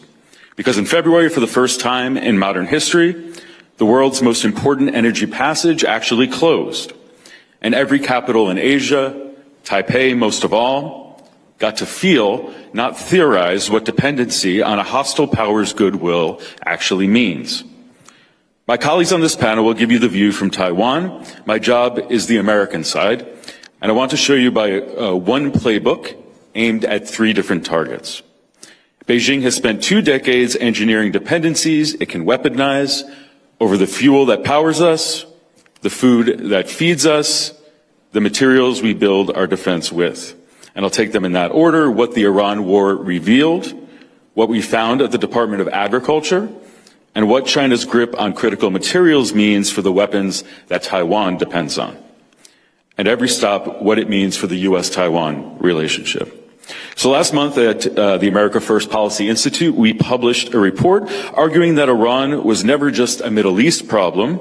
For 20 years, Iran was China's counter-pivot, i.e. Beijing's mechanism for keeping America pinned down in the Middle East. Every carrier in the Gulf is a carrier not in the Western Pacific. Every diplomatic cycle spent on Iranian nuclear talks is attention not spent on Taiwan. And Beijing came by it cheap, roughly $140 billion in discounted oil purchases, dual-use components, navigation access, enough to keep Iran alive, but not enough necessarily to defend it. And that's because Beijing didn't need Iran to actually win anything. The distraction itself was the goal in this situation. Then came Operation Epic Fury, and notice what Beijing did when its strategic partner of 20 years came under American and Israeli attack. Nothing. Only statements. China has exactly 1 military overseas base in Djibouti. The United States has roughly 750 facilities in more than 80 countries. Simply, the Chinese Navy was not built to fight in the Persian Gulf. It was built for one thing: to deny American access inside the first island chain. So Beijing washed, as a second strategic partner destroyed within 2 months, Venezuela, followed by Iran, and could do nothing but issue press releases. For an audience like this one, that watches the party closely, you know that what what that does to Xi Jinping's carefully built image as the man who, quote, manages the barbarians. That image is very hard to sustain when the supposed barbarian in question, President Trump, just dismantled your counter-pivot architecture. So what does this mean for deterrence in the Taiwan Strait?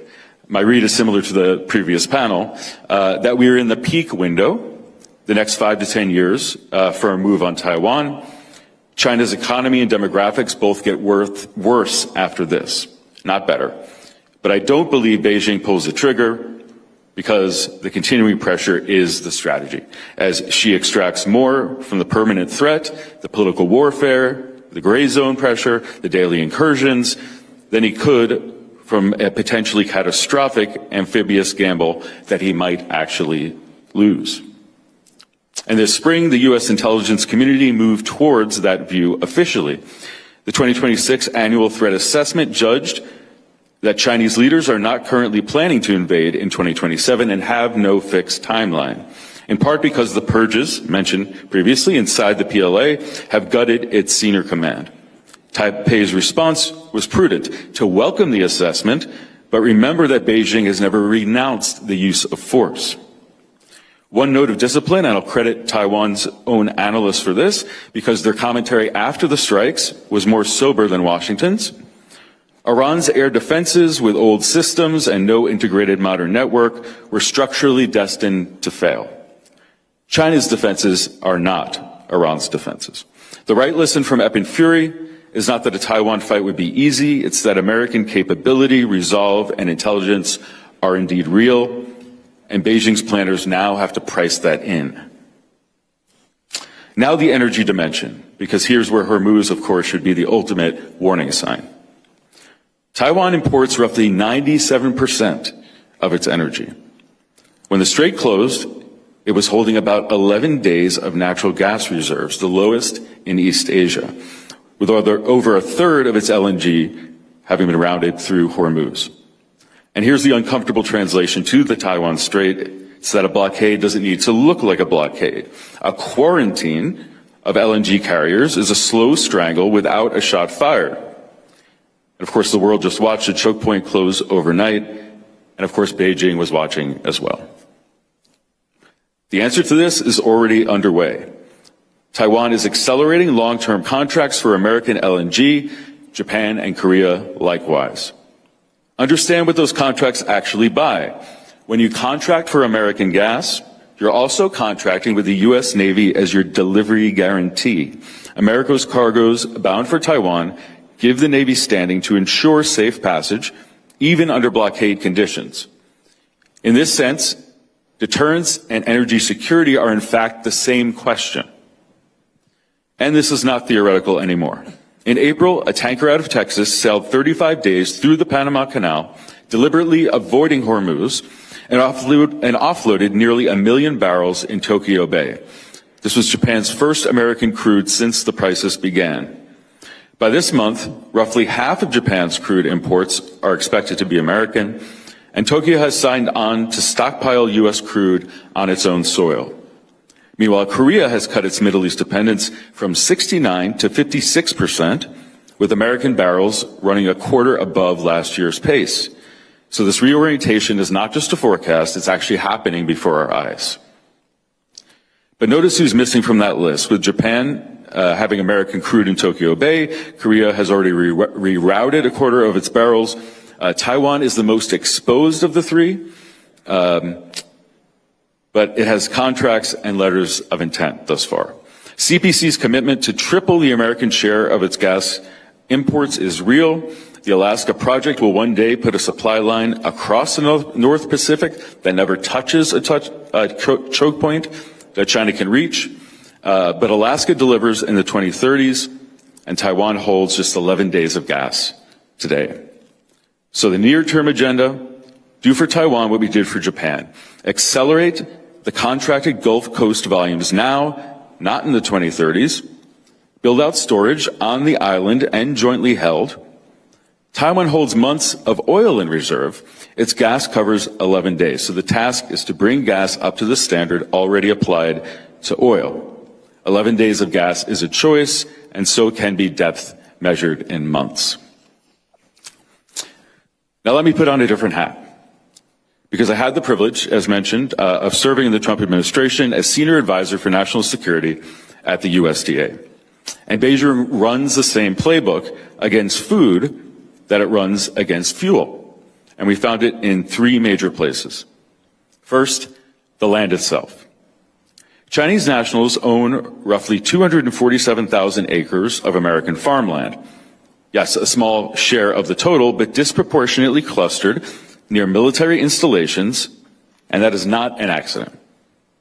This is why Secretary Rollins launched the National Farm Security Action Plan on a simple premise that farm security is national security. And this February, the USDA signed a memorandum with the Department of War, pairing agricultural expertise with defense capability, starting with a DARPA partnership on agricultural vulnerabilities. I had the opportunity to contribute to this story because part of my own portfolio at USDA was strengthening AFIDA, the disclosure law that produces those numbers. For decades, it was a paper filing statute with penalties that nobody really feared. I directed the project that brought filing online, and the modernization has continued, as just last week, USDA proposed the biggest overhaul of the law since its enactment in 1978, with real escalating penalties for concealing ownership. And Congress is moving in parallel. The Farm Bill, working its way through this building right now, has been retitled, tellingly, the Farm, Food, and National Security Act. And the House version bans farmland purchases by foreign adversaries outright. Deterring CCP ownership requires accurate reporting and consistent enforcement. And finally, we do have serious executive and legislative reform underway on this question. Second, the supply chains that actually ensure abundant agricultural output. In 2013, a Chinese conglomerate bought Smithfield, America's largest pork producer, and with it, one of the two largest Chinese farmland holdings in the country. In 2017, a Chinese state-owned enterprise bought Syngenta, one of the world's largest seed and crop input companies. You don't need to actually own the farm if you own the seeds, the chemistry, the processing. The enforcement, luckily, though, is catching up, especially at the state level. Arkansas fined Syngenta and ordered it to divest its research farms in the state. The lesson that we internalized at USDA is that ownership of the food system, not just the land, is a strategic variable we need to pay attention to. And third, the trade leverage. Beijing turns its agricultural purchases on and off like a spigot. Soybeans one season, nothing the next, because the food demand, like the rare earths, is a coercion tool.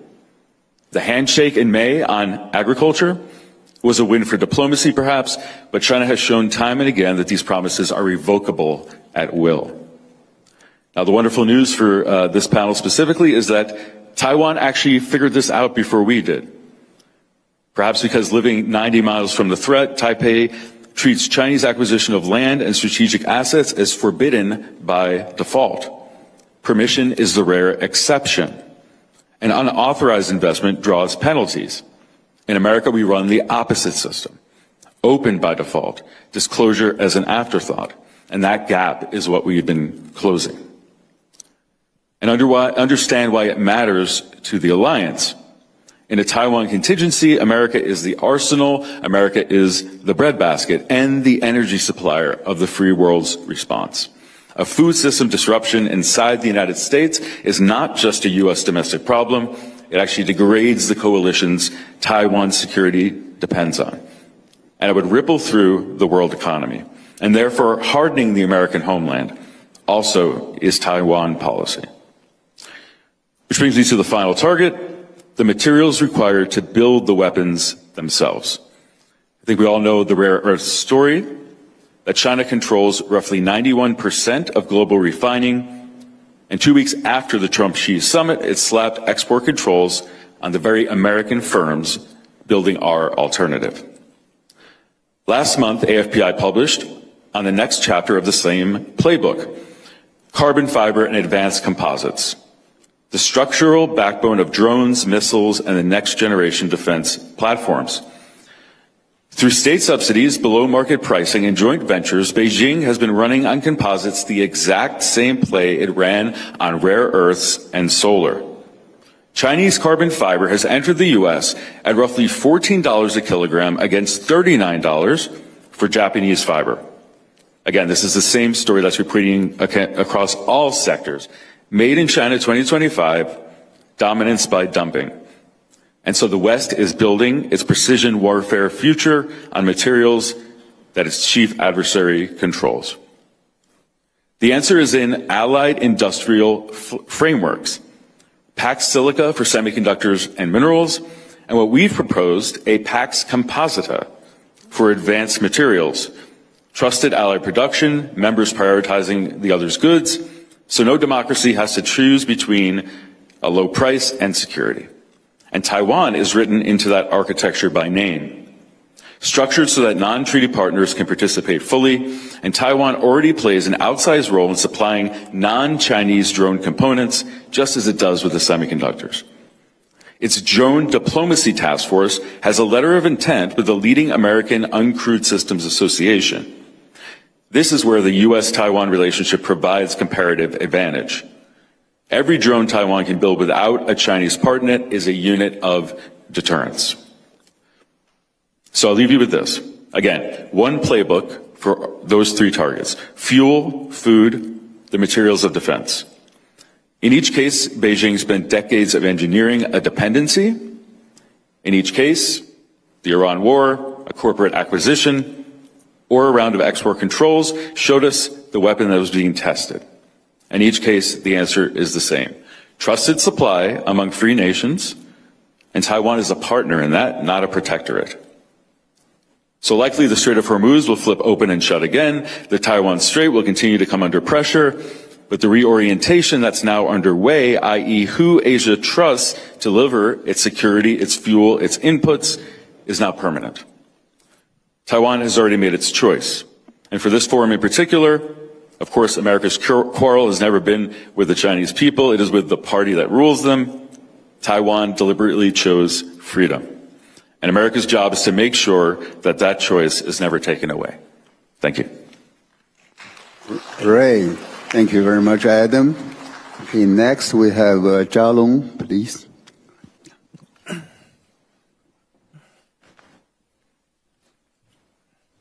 Thank you, everybody. Okay, my topic today is about the linkage between economics and geopolitics.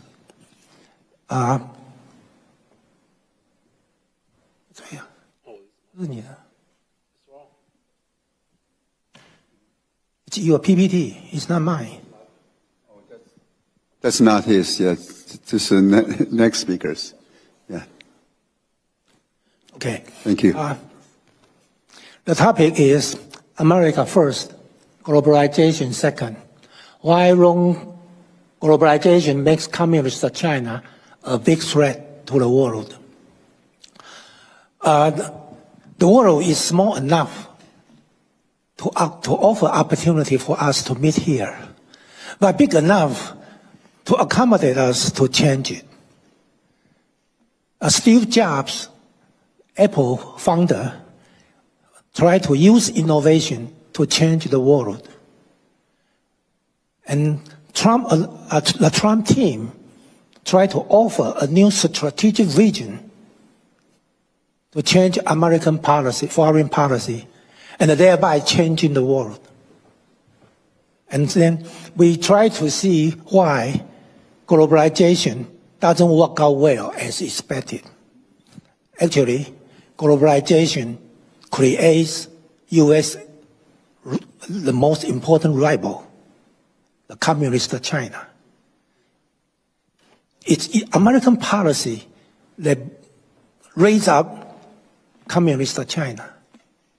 And then communist China turned back to challenge American leadership in the world. How come it's about the wrong globalization? Okay, next. President Trump has made a big contribution by changing American strategic vision. The communist China is no longer a strategic partner, but rather a strategic rival.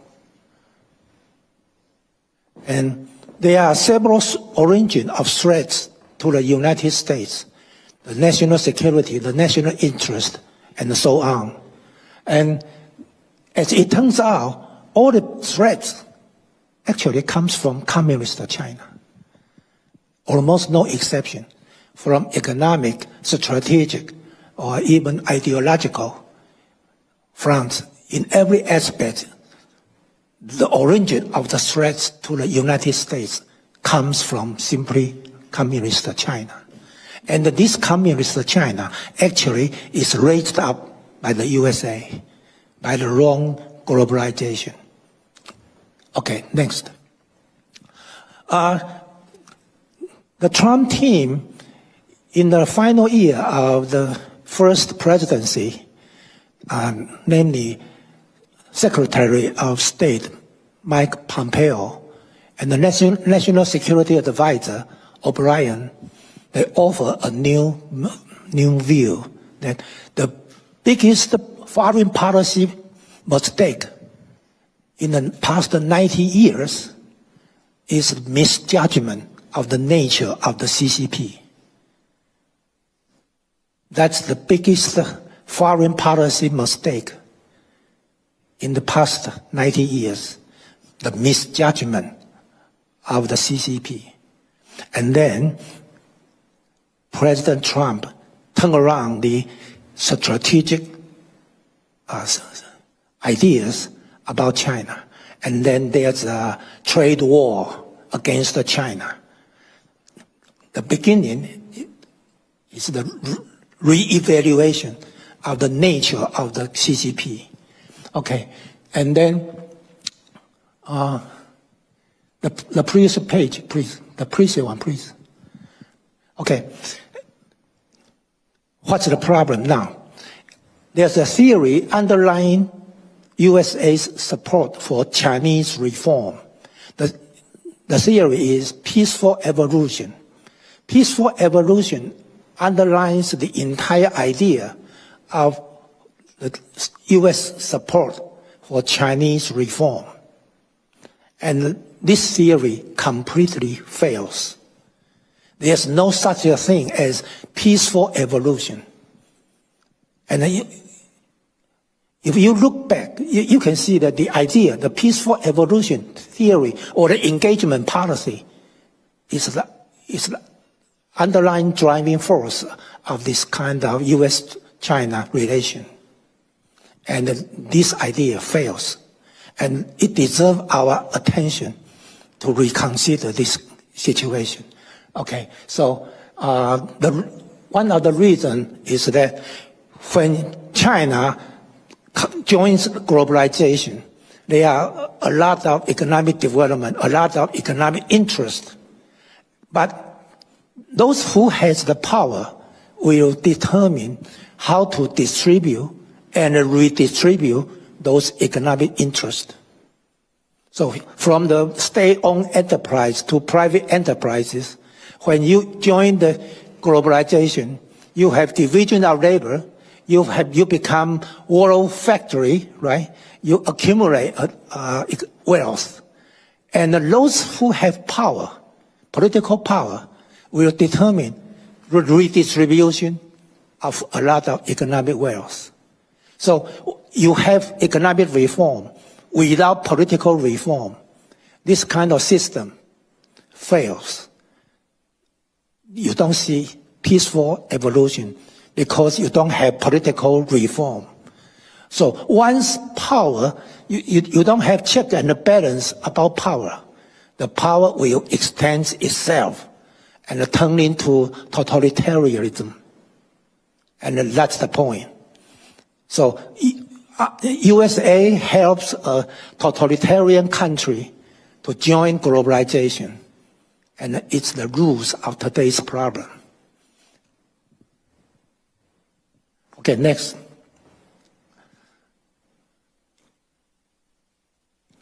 So all the problem now comes from the wrong pattern, the wrong path of globalization. Okay, next.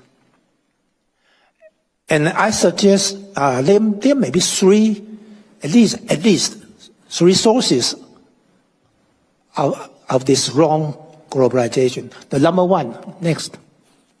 There's a trap. Okay, when you bring large developing countries, by large I mean you have a huge population. You have the so-called population bonus. In Chinese, 人口红利. When you have cheap labor, capital and technology will pursue cheap labor. And it's a good idea, right?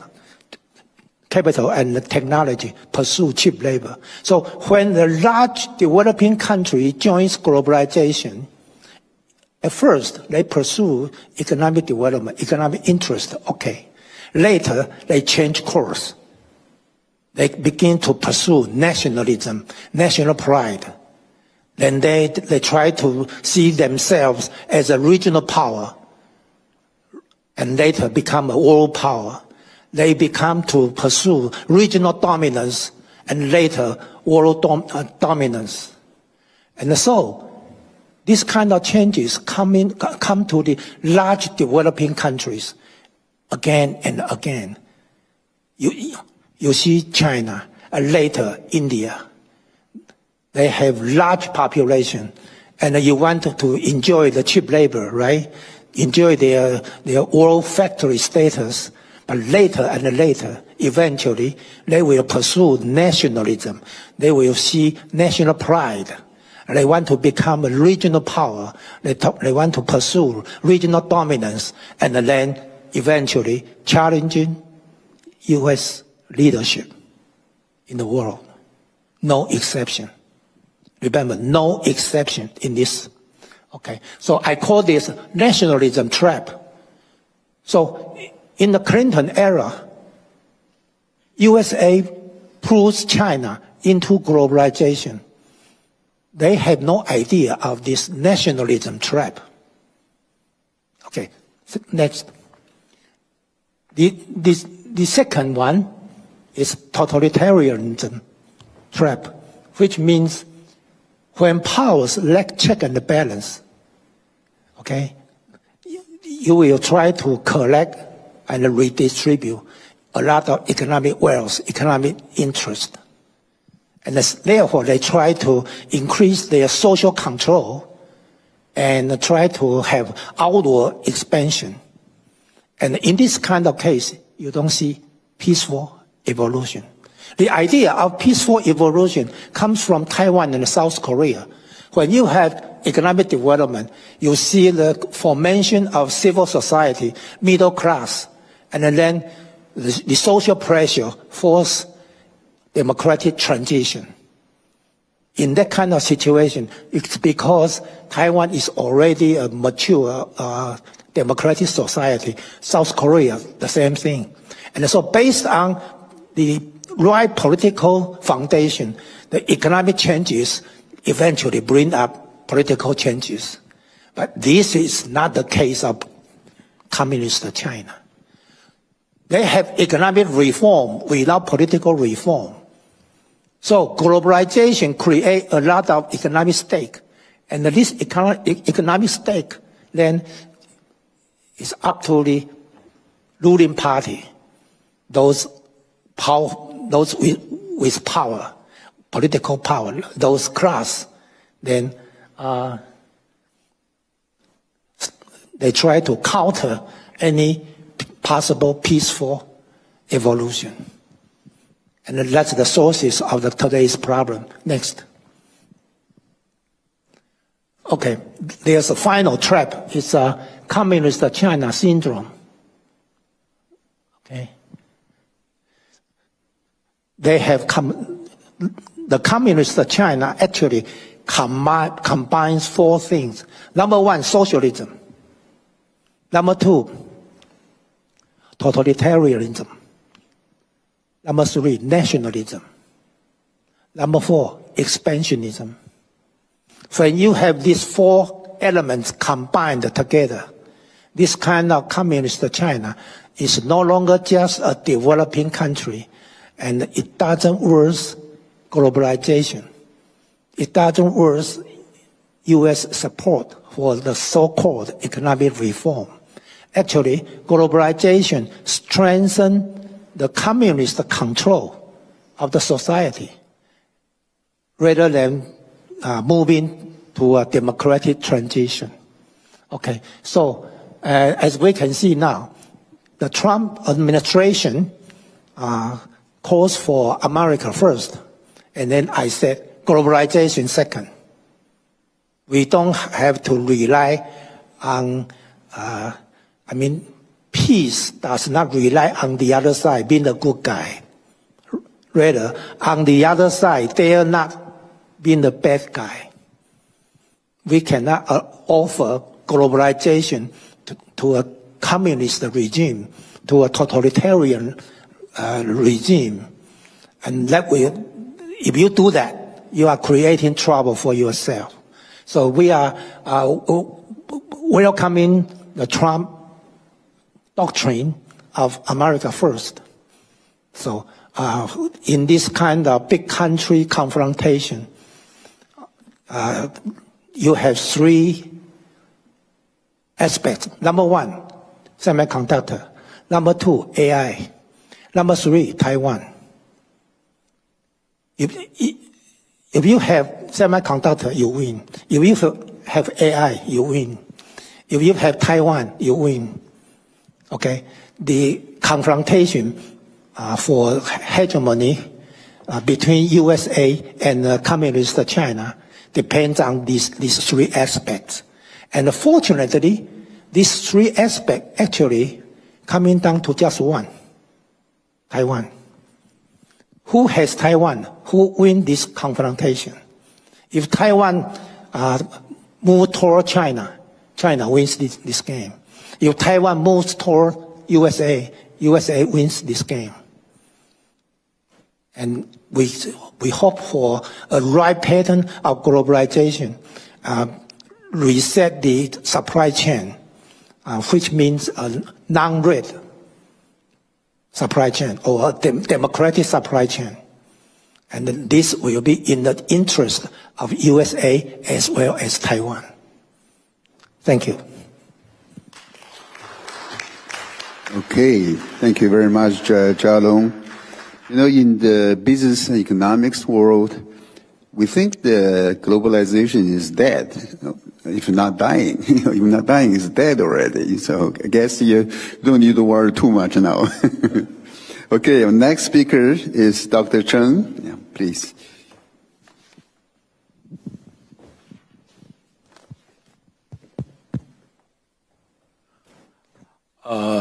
I'm really just honored to be invited here to present my point with our experts here and just discuss with you. But forgive me, okay, I cannot speak a word without PPT. Okay, so I should stand here. I cannot sitting there and speak smoothly. Okay, and as described, as introduced by our panel leaders, Professor Xie, I got my PhD in Poland, and my research field largely covered Russian foreign policy and national security policy, and the Central and Eastern European issues. So, therefore, my topic is U.S.-Taiwan cooperation on critical technology and energy under CDP infiltration and lessons from Ukraine. So, because of the limitation of my research field, so my emphasis will be on the lessons from Ukraine. Okay, because all participants in this room, but me, are all experts on the first part of the title. Okay, so next, thank you. Next page, thank you. Okay, so Okay, my first one, it's my first page will be on Ukraine's pre-war's experience as a warning for Taiwan's institutional security. So, and largely focus on legislative infiltrations, which take away Ukrainians' independence. Okay, and just more and more controls the whole Ukrainian country. And the second one will be on the obstruction of procurement. Okay, and which is the the backgrounds of the invasion of Crimean Peninsula, and also just February 22 invasion in 2022. And the third one is the drone development, okay, which is the turning point of Russian-Ukraine war, and also the concerned very much by CCP, okay, to Taiwan's drone development. And the last one, the last focus will be on energy security. Energy security has long been as a leverage of Russia, okay, to control Ukraine economy, okay, and that's also Ukraine economy cannot be independent, okay, and more and more relies on, okay, and even Ukrainian government, okay, have to repay its debt was its just state of energy was advanced weapons. Okay, it's quite ridiculous, but it was true. And second one, next one, sorry. So, and then the Russian-Ukraine war shows that war does not begin with invasion; it begins with infiltration. Okay, so we may say that the war, the Russian-Ukraine war, begins from the first day of Ukrainian independence in 1991. And then the following is the way Russia weakened Ukraine through many ways. First of all, political infiltration, to infiltrate the politician, political party, and cultivate pro-Russian politician. And then second one is economic leverage, as I have already just explained. And the third one, media manipulation, okay, to subsidize pro-Russian media, okay, and to deliver more and more propaganda. And then the next one is cultural penetration. Just take advantage of the shared cultural background, like the Orthodox background and the just Eastern Slavic nationalism. Okay, yeah, to deliver, to spread just sorry, not yet, please. Okay, and then the most important is defense dismantlement. Okay, and which largely take off the Ukraine's national defense. Okay, and to make Ukraine very much vulnerable, okay, to Russian invasion. Okay, so those experiences for Taiwan, okay, like we may summarize the CCP as infiltration and subversion are the greatest threat, okay, to U.S.-Taiwan cooperation on critical technology and energy. That's the reason why I would like to present this topic next. Okay, so refers to the lessons we draw from Ukraine or the Russian-Ukraine war. So, like I said, Russia cultivated the pro-Russian parties, proxies, and collaborators. So those actors inside Parliament to abstract pro-Western policy undermined Ukraine's NATO-EU orientation and helped paralyze the governance and divide society.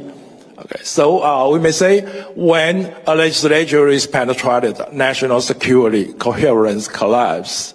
Okay, so Russian infiltration to Ukraine was so successful, and the most successful part was the election of the pro-Russian president. That's called Yanukovych in the year 2010. 2010. Okay, who was such a Russian friend, always a pro-Russian, and widely regarded as the puppet of Vladimir Putin. Next. So let's see what Yanukovych was doing. Okay, so the most important was just a long-term defense of Ukraine. Okay, under the dominance of Russia, like the cutting of defense spending and the weakening command and readiness, and penetrating military and intelligence leadership, and delaying reform and reducing deterrence. Okay. And the result of that was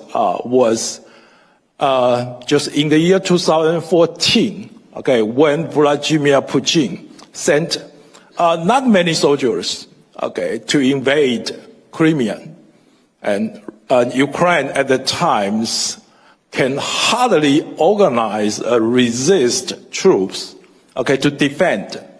Okay, so Russia took the whole peninsula in just a couple of days. But eventually Putin misjudged Ukraine as 2 weeks to resist. Okay, so this helped enables the so-called special military operation. Okay, but why Putin misjudged? Okay, of course there is a long story. I'm afraid I don't have time. If we have more time, I can just introduce the very interesting story. Next one, thank you. Okay, so and those are what I have introduced, the lessons we draw from the Ukrainian case. Okay, and what would be the warning for Taiwan?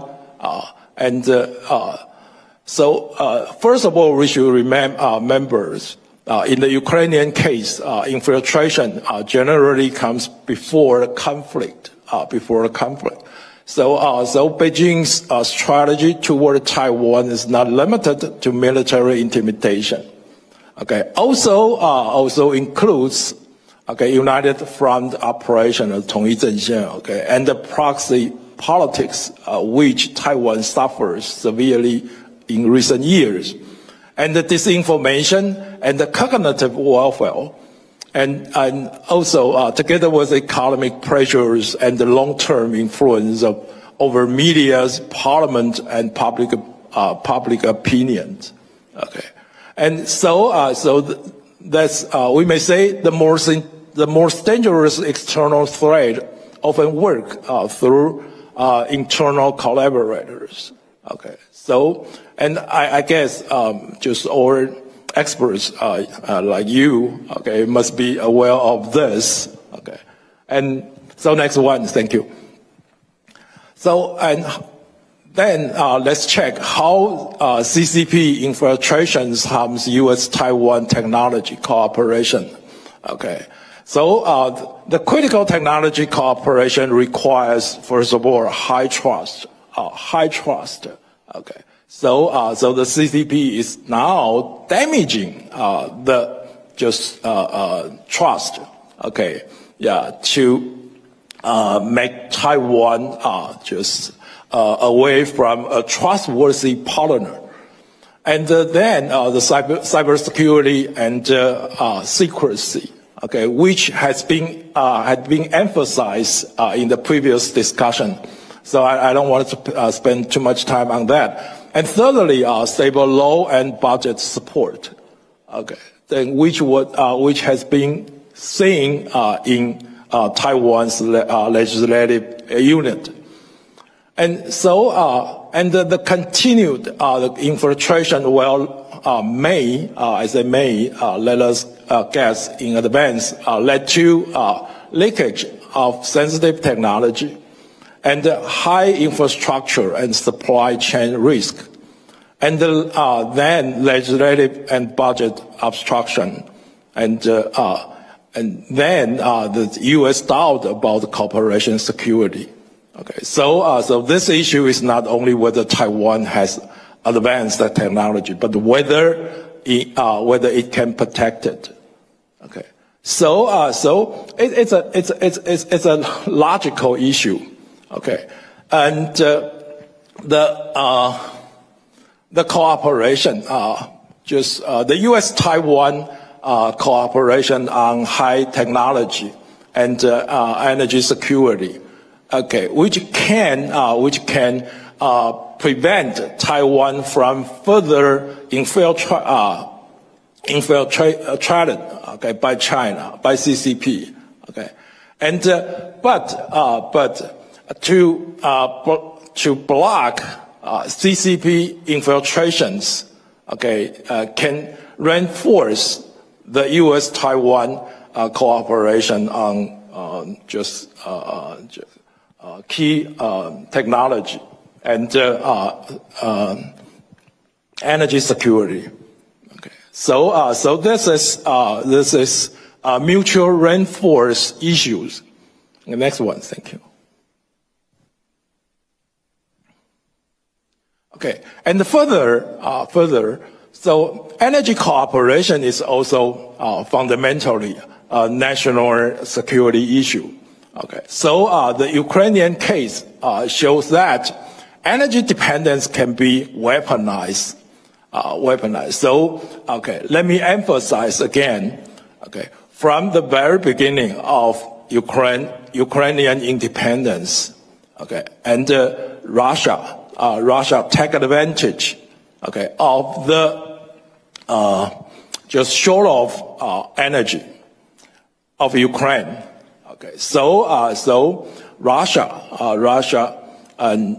just manipulate the energy leverage, okay, and to exchange the some I just mentioned advanced weaponized like strategic bomber, like missiles, okay, and which Ukraine shared from the dissolution of Soviet Union, okay, and this way, just many times, okay, and just the energy has been weaponized by Russia, okay, to further weaken the Ukraine. So therefore, from the lessons, Taiwan needs the diversified energy sources. That's undoubtedly every country is doing so. And secondly, the grid resilience. Okay, the electricity supplied grid okay, should be stronger and resilient, and also wartime backup capacity, okay, and secure infrastructure, okay, which has been discussed in previous this morning. And so if internal obstructions continues, so U.S. and Taiwan's energy cooperation will remain slow, just shallowed and fragile. Okay, so that's very important, especially to Taiwan, the national security. So next one. Okay. Yeah, I saw our panel leader is Yeah, is watching his watch. Okay, so I guess it's time. So let me make a quick conclusion. So next one, so Taiwan's legislature is the key battlegrounds. Is a key, and so if the legislature becomes an arena for CCP proxy and collaborator, it can obstruct some arms procurement package. Okay, like we so although it's being the procurement of U.S. arms has been approved around 2 months ago. Okay, in legislature yuan in Taiwan. Okay, but very much compromised. Okay, not as it was designed by the current just Taiwan government. Yeah, and secondly, the drone development legislation. Okay, now it's also blocked. Okay, by the opponent party. Okay, and among not all, but among the opponent party, there are many China-friendly politicians. And then the following is cybersecurity and the infrastructure protection law. Okay, and Taiwan still there is still much room for Taiwan to improve. Okay, and very important is energy resilience legislation. Okay, and so therefore, I this morning I was listening many discussions in this conference. Okay, and so the consequence will be weaken defense capability and reduce credibility with the United States. Okay, that's quite damaging. And so the core message it brings is the institutional obstructions can be more damaging than external threat alone. It's kind of subversion already. Okay, next one. Let's jump to and what the United States can do, also being discussed and this morning. So let's just quickly browse it.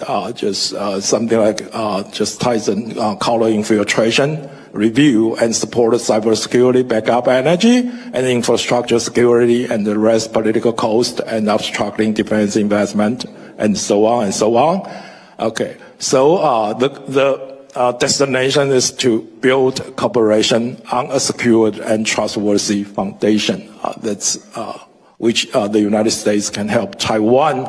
Okay, and next one, conclusion. Okay. So the conclusion I would like to deliver here is, first of all, Ukraine's license is clear. Okay, war is often the final stage of infrastructure of subversion. Okay, and for Taiwan, without first addressing CCP infiltration and the institutional subversions, okay, U.S.-Taiwan cooperation on critical technology and energy cannot be secured. Okay, so that's very important thing Taiwan should be in mind. And second, next one. And then thirdly, just some real priority for Taiwan is this counter infiltration. Okay, that's the number one job Taiwan should encounter, and then to strengthen institutional resilience. That's something like the legislation of some national security law, and then reinforce defense and drone capacity.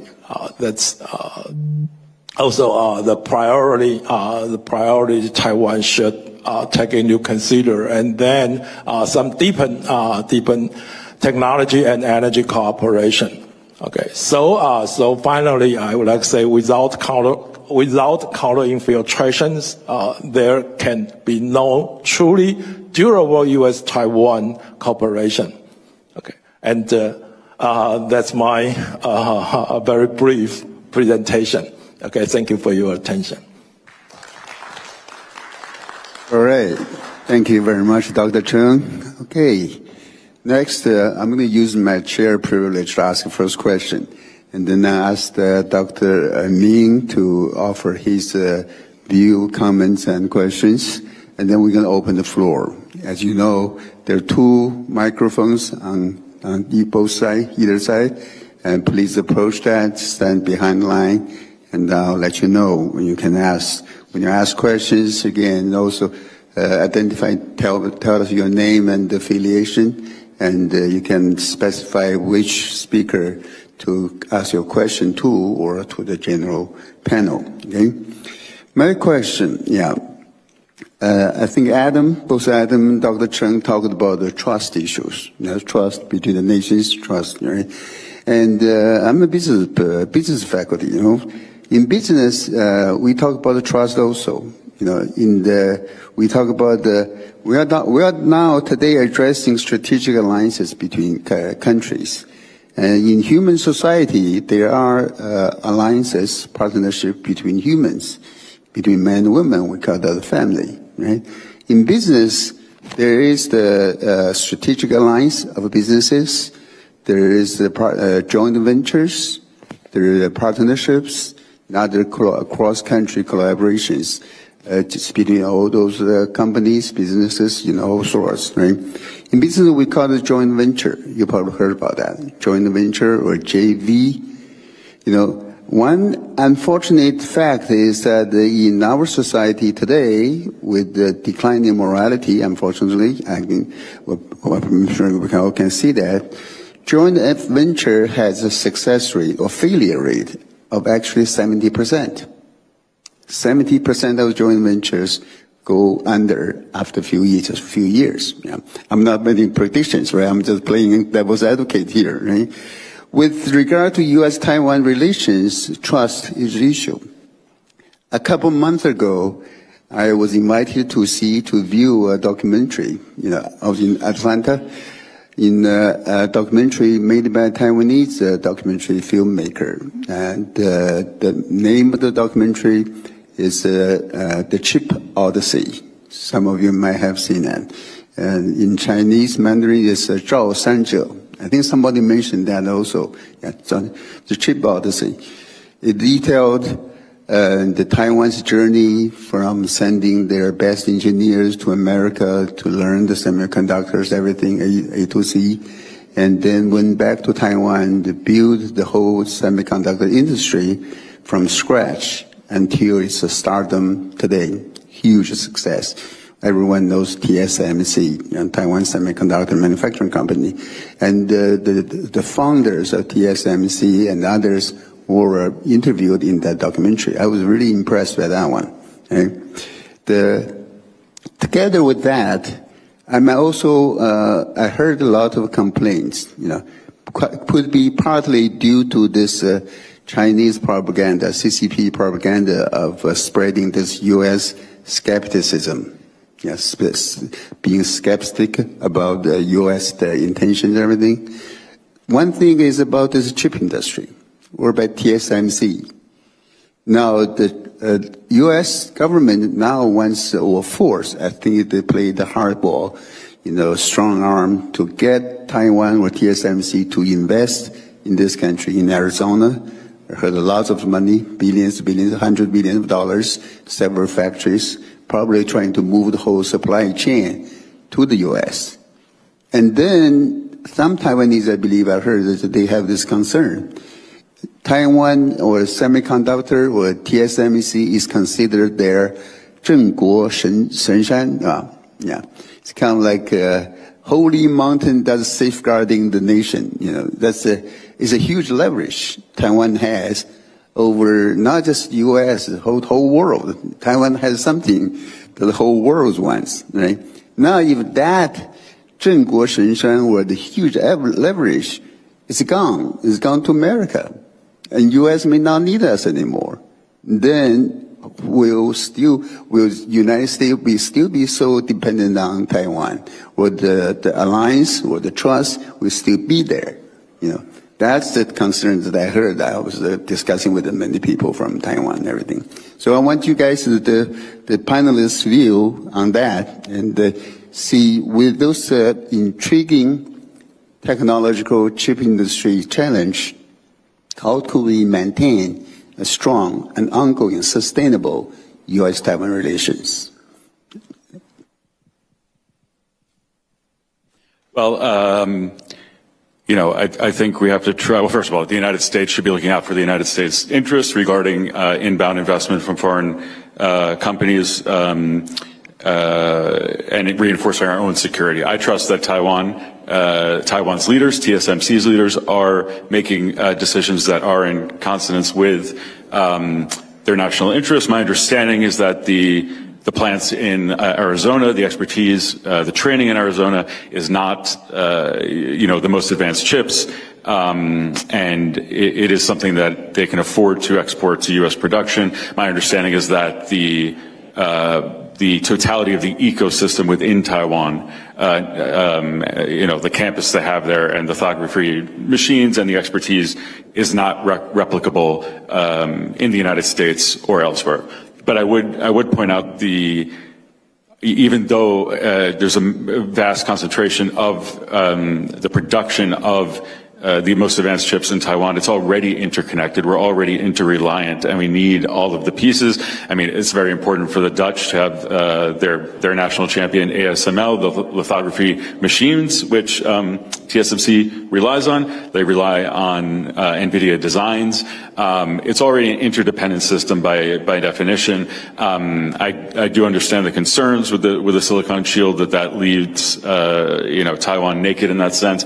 But I always argue when people say, "Oh, we'll just get the chips off the island and then we can leave it alone," I say absolutely not. It's the geographical and strategic keystone of the first island chain. It is a military necessity. It blocks the PLA Navy from penetrating into the Pacific generally, interdicting shipping and this has been solidified in the national security strategy and the national defense strategy at the Department of War, that it is our policy to defend the first island chain, including Taiwan. So I think those are not the precise thing. They can be divorced, the security relationship and the semiconductor relationship.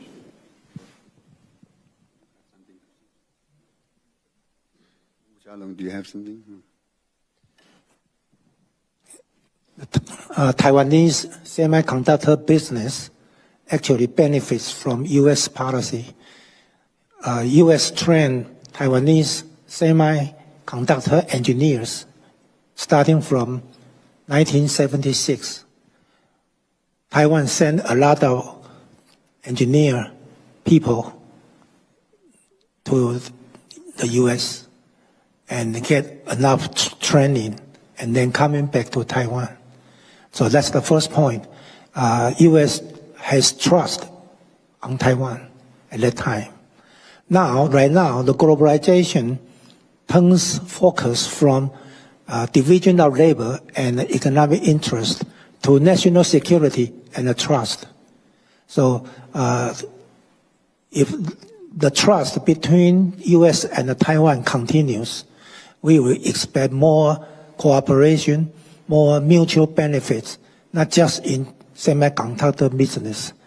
There will be more, such as drone business or even the new areas of new technology. The most important thing is for Taiwan to be a small democratic country and has a good record of following the rules, following the commitment, following the agreement. So Taiwan is a reliable partner to the U.S., and then you will see more and more cooperation between these two countries. Right, now let's turn to Dr. Professor Ming, our discussant, for his comments. Well, instead of commenting or discussing the presentations given by the panelists here in particular, I think I'll make a general observation for background. Well, we will always say that leaders in the democratic countries would have to deal with all kinds of political pressure, such as criticism from the opposition parties and public opinion, public criticism, and perhaps the biggest one is the pressure for re-election. So sometimes we call it the tenure pressure. So in contrast, we say that leaders in the totalitarian regime or totalitarian state do not have to face that kind of pressure. So people tend to assume that Xi Jinping doesn't have to face tenure pressure. But the question is it really so? He doesn't have to face tenure pressure? I disagree with that. As I see it, he has to face tenure pressure from three fronts: economic, social, and political. In terms of the economic pressure or the pressure from the economic front, as I see it, he has been making several major mistakes in terms of his economic policy. Let me be brief. His determination to get into a tit-for-tat war against Trump's tariff war in the first tenure and the second tenure, and that's the first one. Second, the forceful repossession of Hong Kong. And then thirdly, the very strict quarantine policy during the COVID period, and which leads to suffocation and bankruptcy of millions of small and medium enterprises or businesses in mainland China. And then that leads to a sharp decrease in their productivity and their manufacturing capabilities. And that hurts badly about their exporting capabilities. And then that eventually leads to increasing amount of unemployment. So that's the origins of the social unrest as we witness here now in China. And that's the third mistake that he made. The fourth one is promotion of state-owned enterprises and the suppression of privately owned businesses. And the fifth one is his great effort into military building, an arms race level of military building, which is very costly in terms of financial capability for a country, let alone the military drills and also the military intimidation against Taiwan. All these are very costly. And then the sixth mistake that he made is the Belt Road initiative, which is very costly, and lots of corruption is involved in it. And the last mistake he made in economic area is the corruption that arises from these policies. So all these economic mistakes will lead to social unrest, unemployment and crimes and riots. So people are now actually sharing a very strong aspiration for a change, for a big change, or social change. And that, as I see it, will eventually lead to the aspiration for a revolution, or something like that. It happens in the Chinese history all the time, for thousands of years. And then all these will eventually lead to his political pressure. As his comrades will see that in the past 3 terms that you did poorly in economy, in society, and also in diplomacy. And in addition to all these, you're making too many purges. And we hate you for that. So now you're talking about a 4th term. What are you talking about? You want to purge more people? We're the survivors. And now you want the fourth term, you will purge more people. How can we let you do that? So what I'm saying is, isn't he facing a tenure pressure himself? So people always assume that he'll get reelected in the 21st Congress of the Chinese Communist Party in 2027. I do not think so. I'm not saying that he will not get it. I'm saying that he'll be facing a very, very strong opposition and some very big obstacles. So instead of getting a fourth term, he'll probably be facing things like stepping down, purge, imprisonment, or even assassination. So what I'm saying is Xi Jinping is facing internal and external political pressure, and that is not for him alone. That's the case for the Chinese Communist Party as a whole. So what we can do is we'll make the best preparation for it, and then we should increase our pressure against them. Well, today we've been talking about topics like cybersecurity. Perhaps we should change our mindset and being more offensive. So shouldn't we be thinking more along the line of cyber offense or cyber attacks? So it's not really a comment or discussion about the previous presentation, but something added on just to as a supplement to our discussion. Okay, thank you. Thank you, Dr. Ming. Yeah. Well, we still have a few minutes for a couple questions. If anyone would like, please step up to the two microphones we got here, and just tell us your name and your affiliation. Anyone? Please. I see someone up there. Great. Thank you. Go ahead.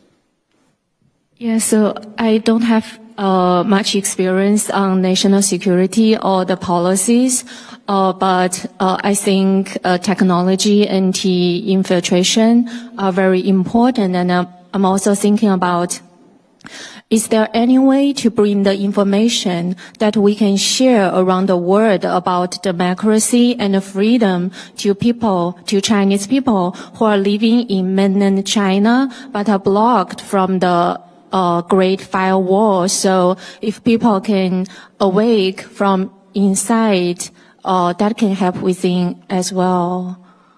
Okay, great. I think I heard that the United States has the tool to break through the Chinese firewall, the Great Firewall of China. I wanted to hear from our experts here. What do you think?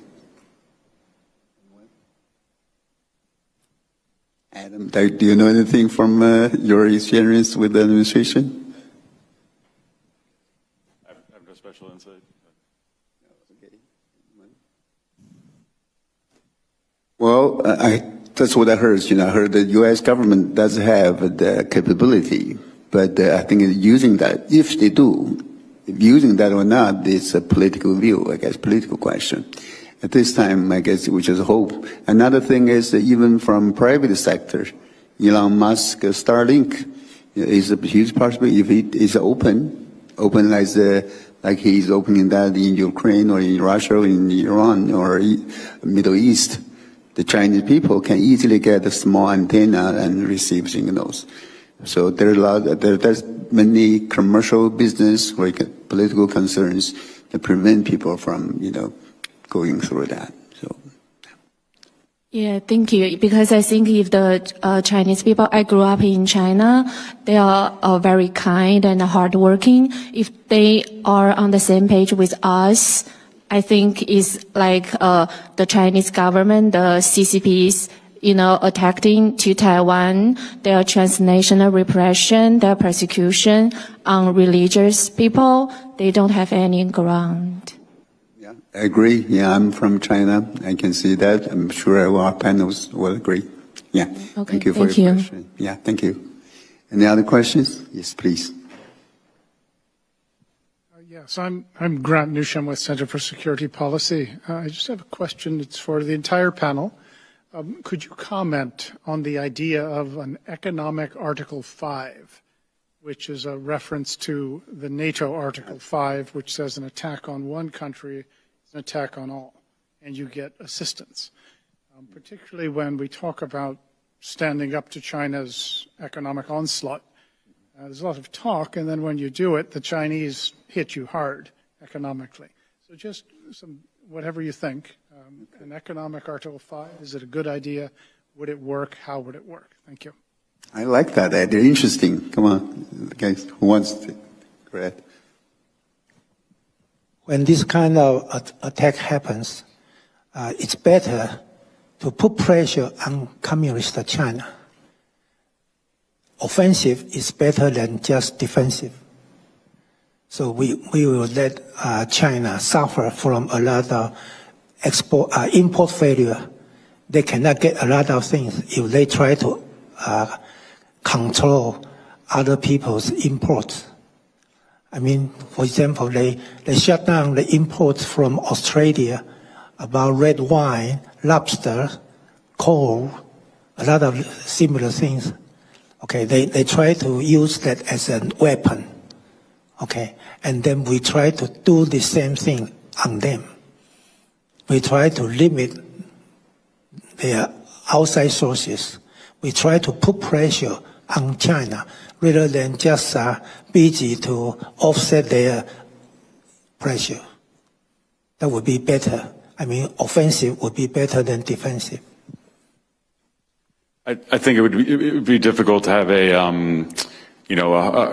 hard and fast trigger of that sense. Well, number one, Article 5 itself has only been used once, right? Sort of inconsequentially in Afghanistan. But no, I think it'd be more a pattern like the Pax Silica, right? Which is drawing a big line around markets, fortifying those supply chains, the rare earths, and all the way up the stack to the silicon. And I think probably our democratic eyes wouldn't be comfortable with a binding economic. You're basically saying an economic war, basically, right? And I think they would feel that would lead to kinetic war, and I think that would be too much. So yeah, I think the economic pooling of effort, resources, and that sort of thing.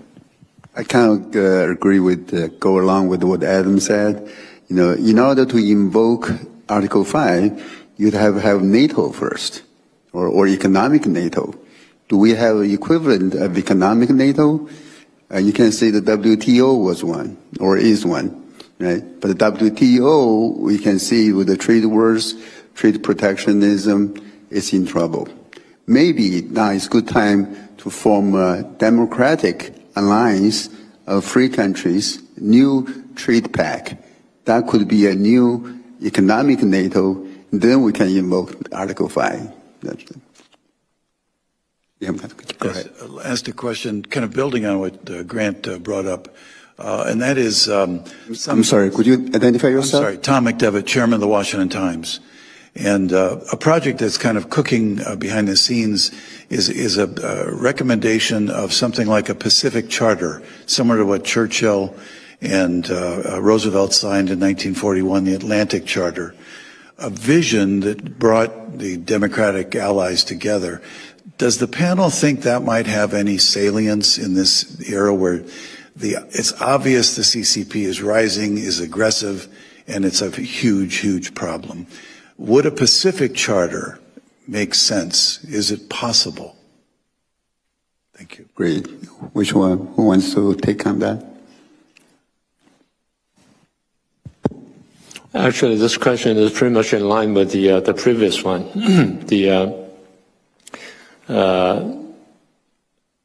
the economic Article 5, the same thing.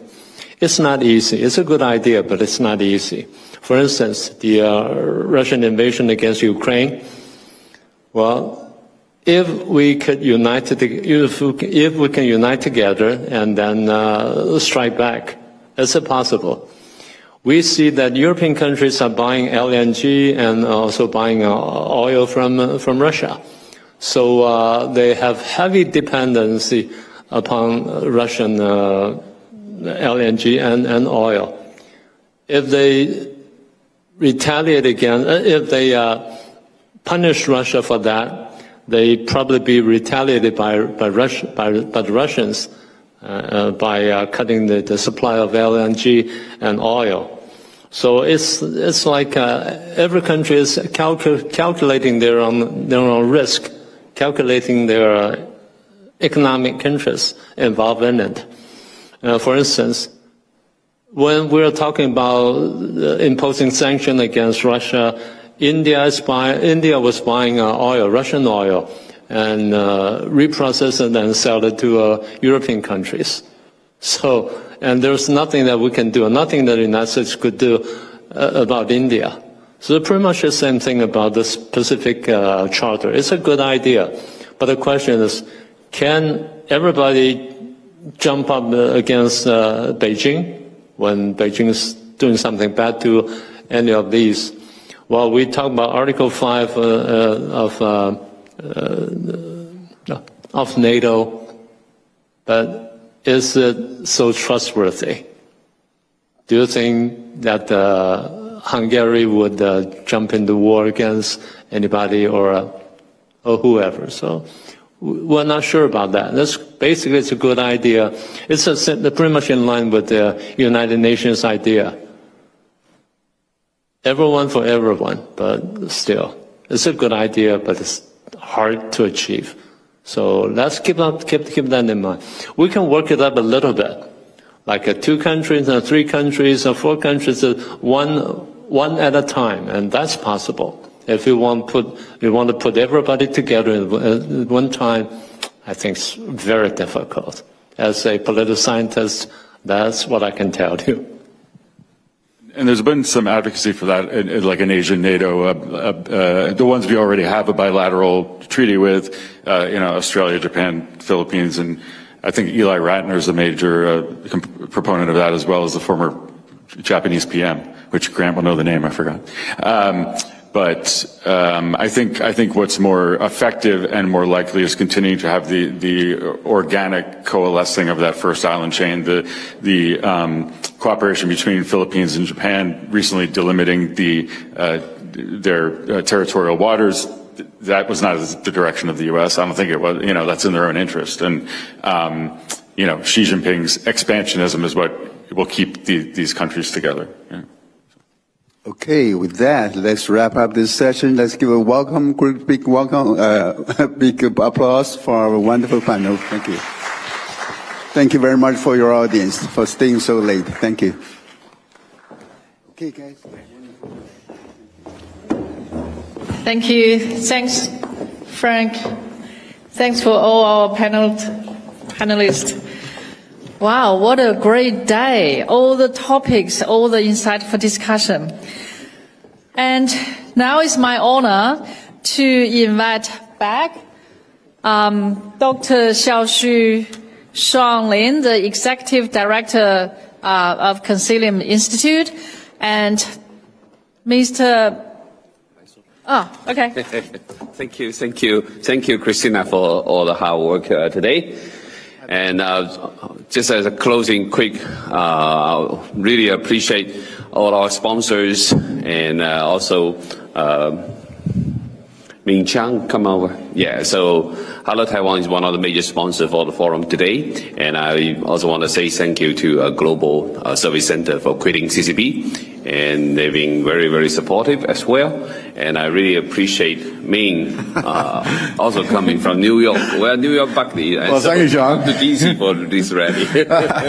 Well, Hello Taiwan. We'll just be glad to be able to partner with Consilium Institute to do this very informative panel discussion. Hopefully, we can, through all our experts, to tell a story that CCP threat is real. And we need to be mindful of that. And hopefully that we will able to, through discussion like this, craft a policy that better address the current threat of CCP, because they're evolving. They are very shrewd. They know how to adjust based on what U.S. policy and all global policies that the requirements are.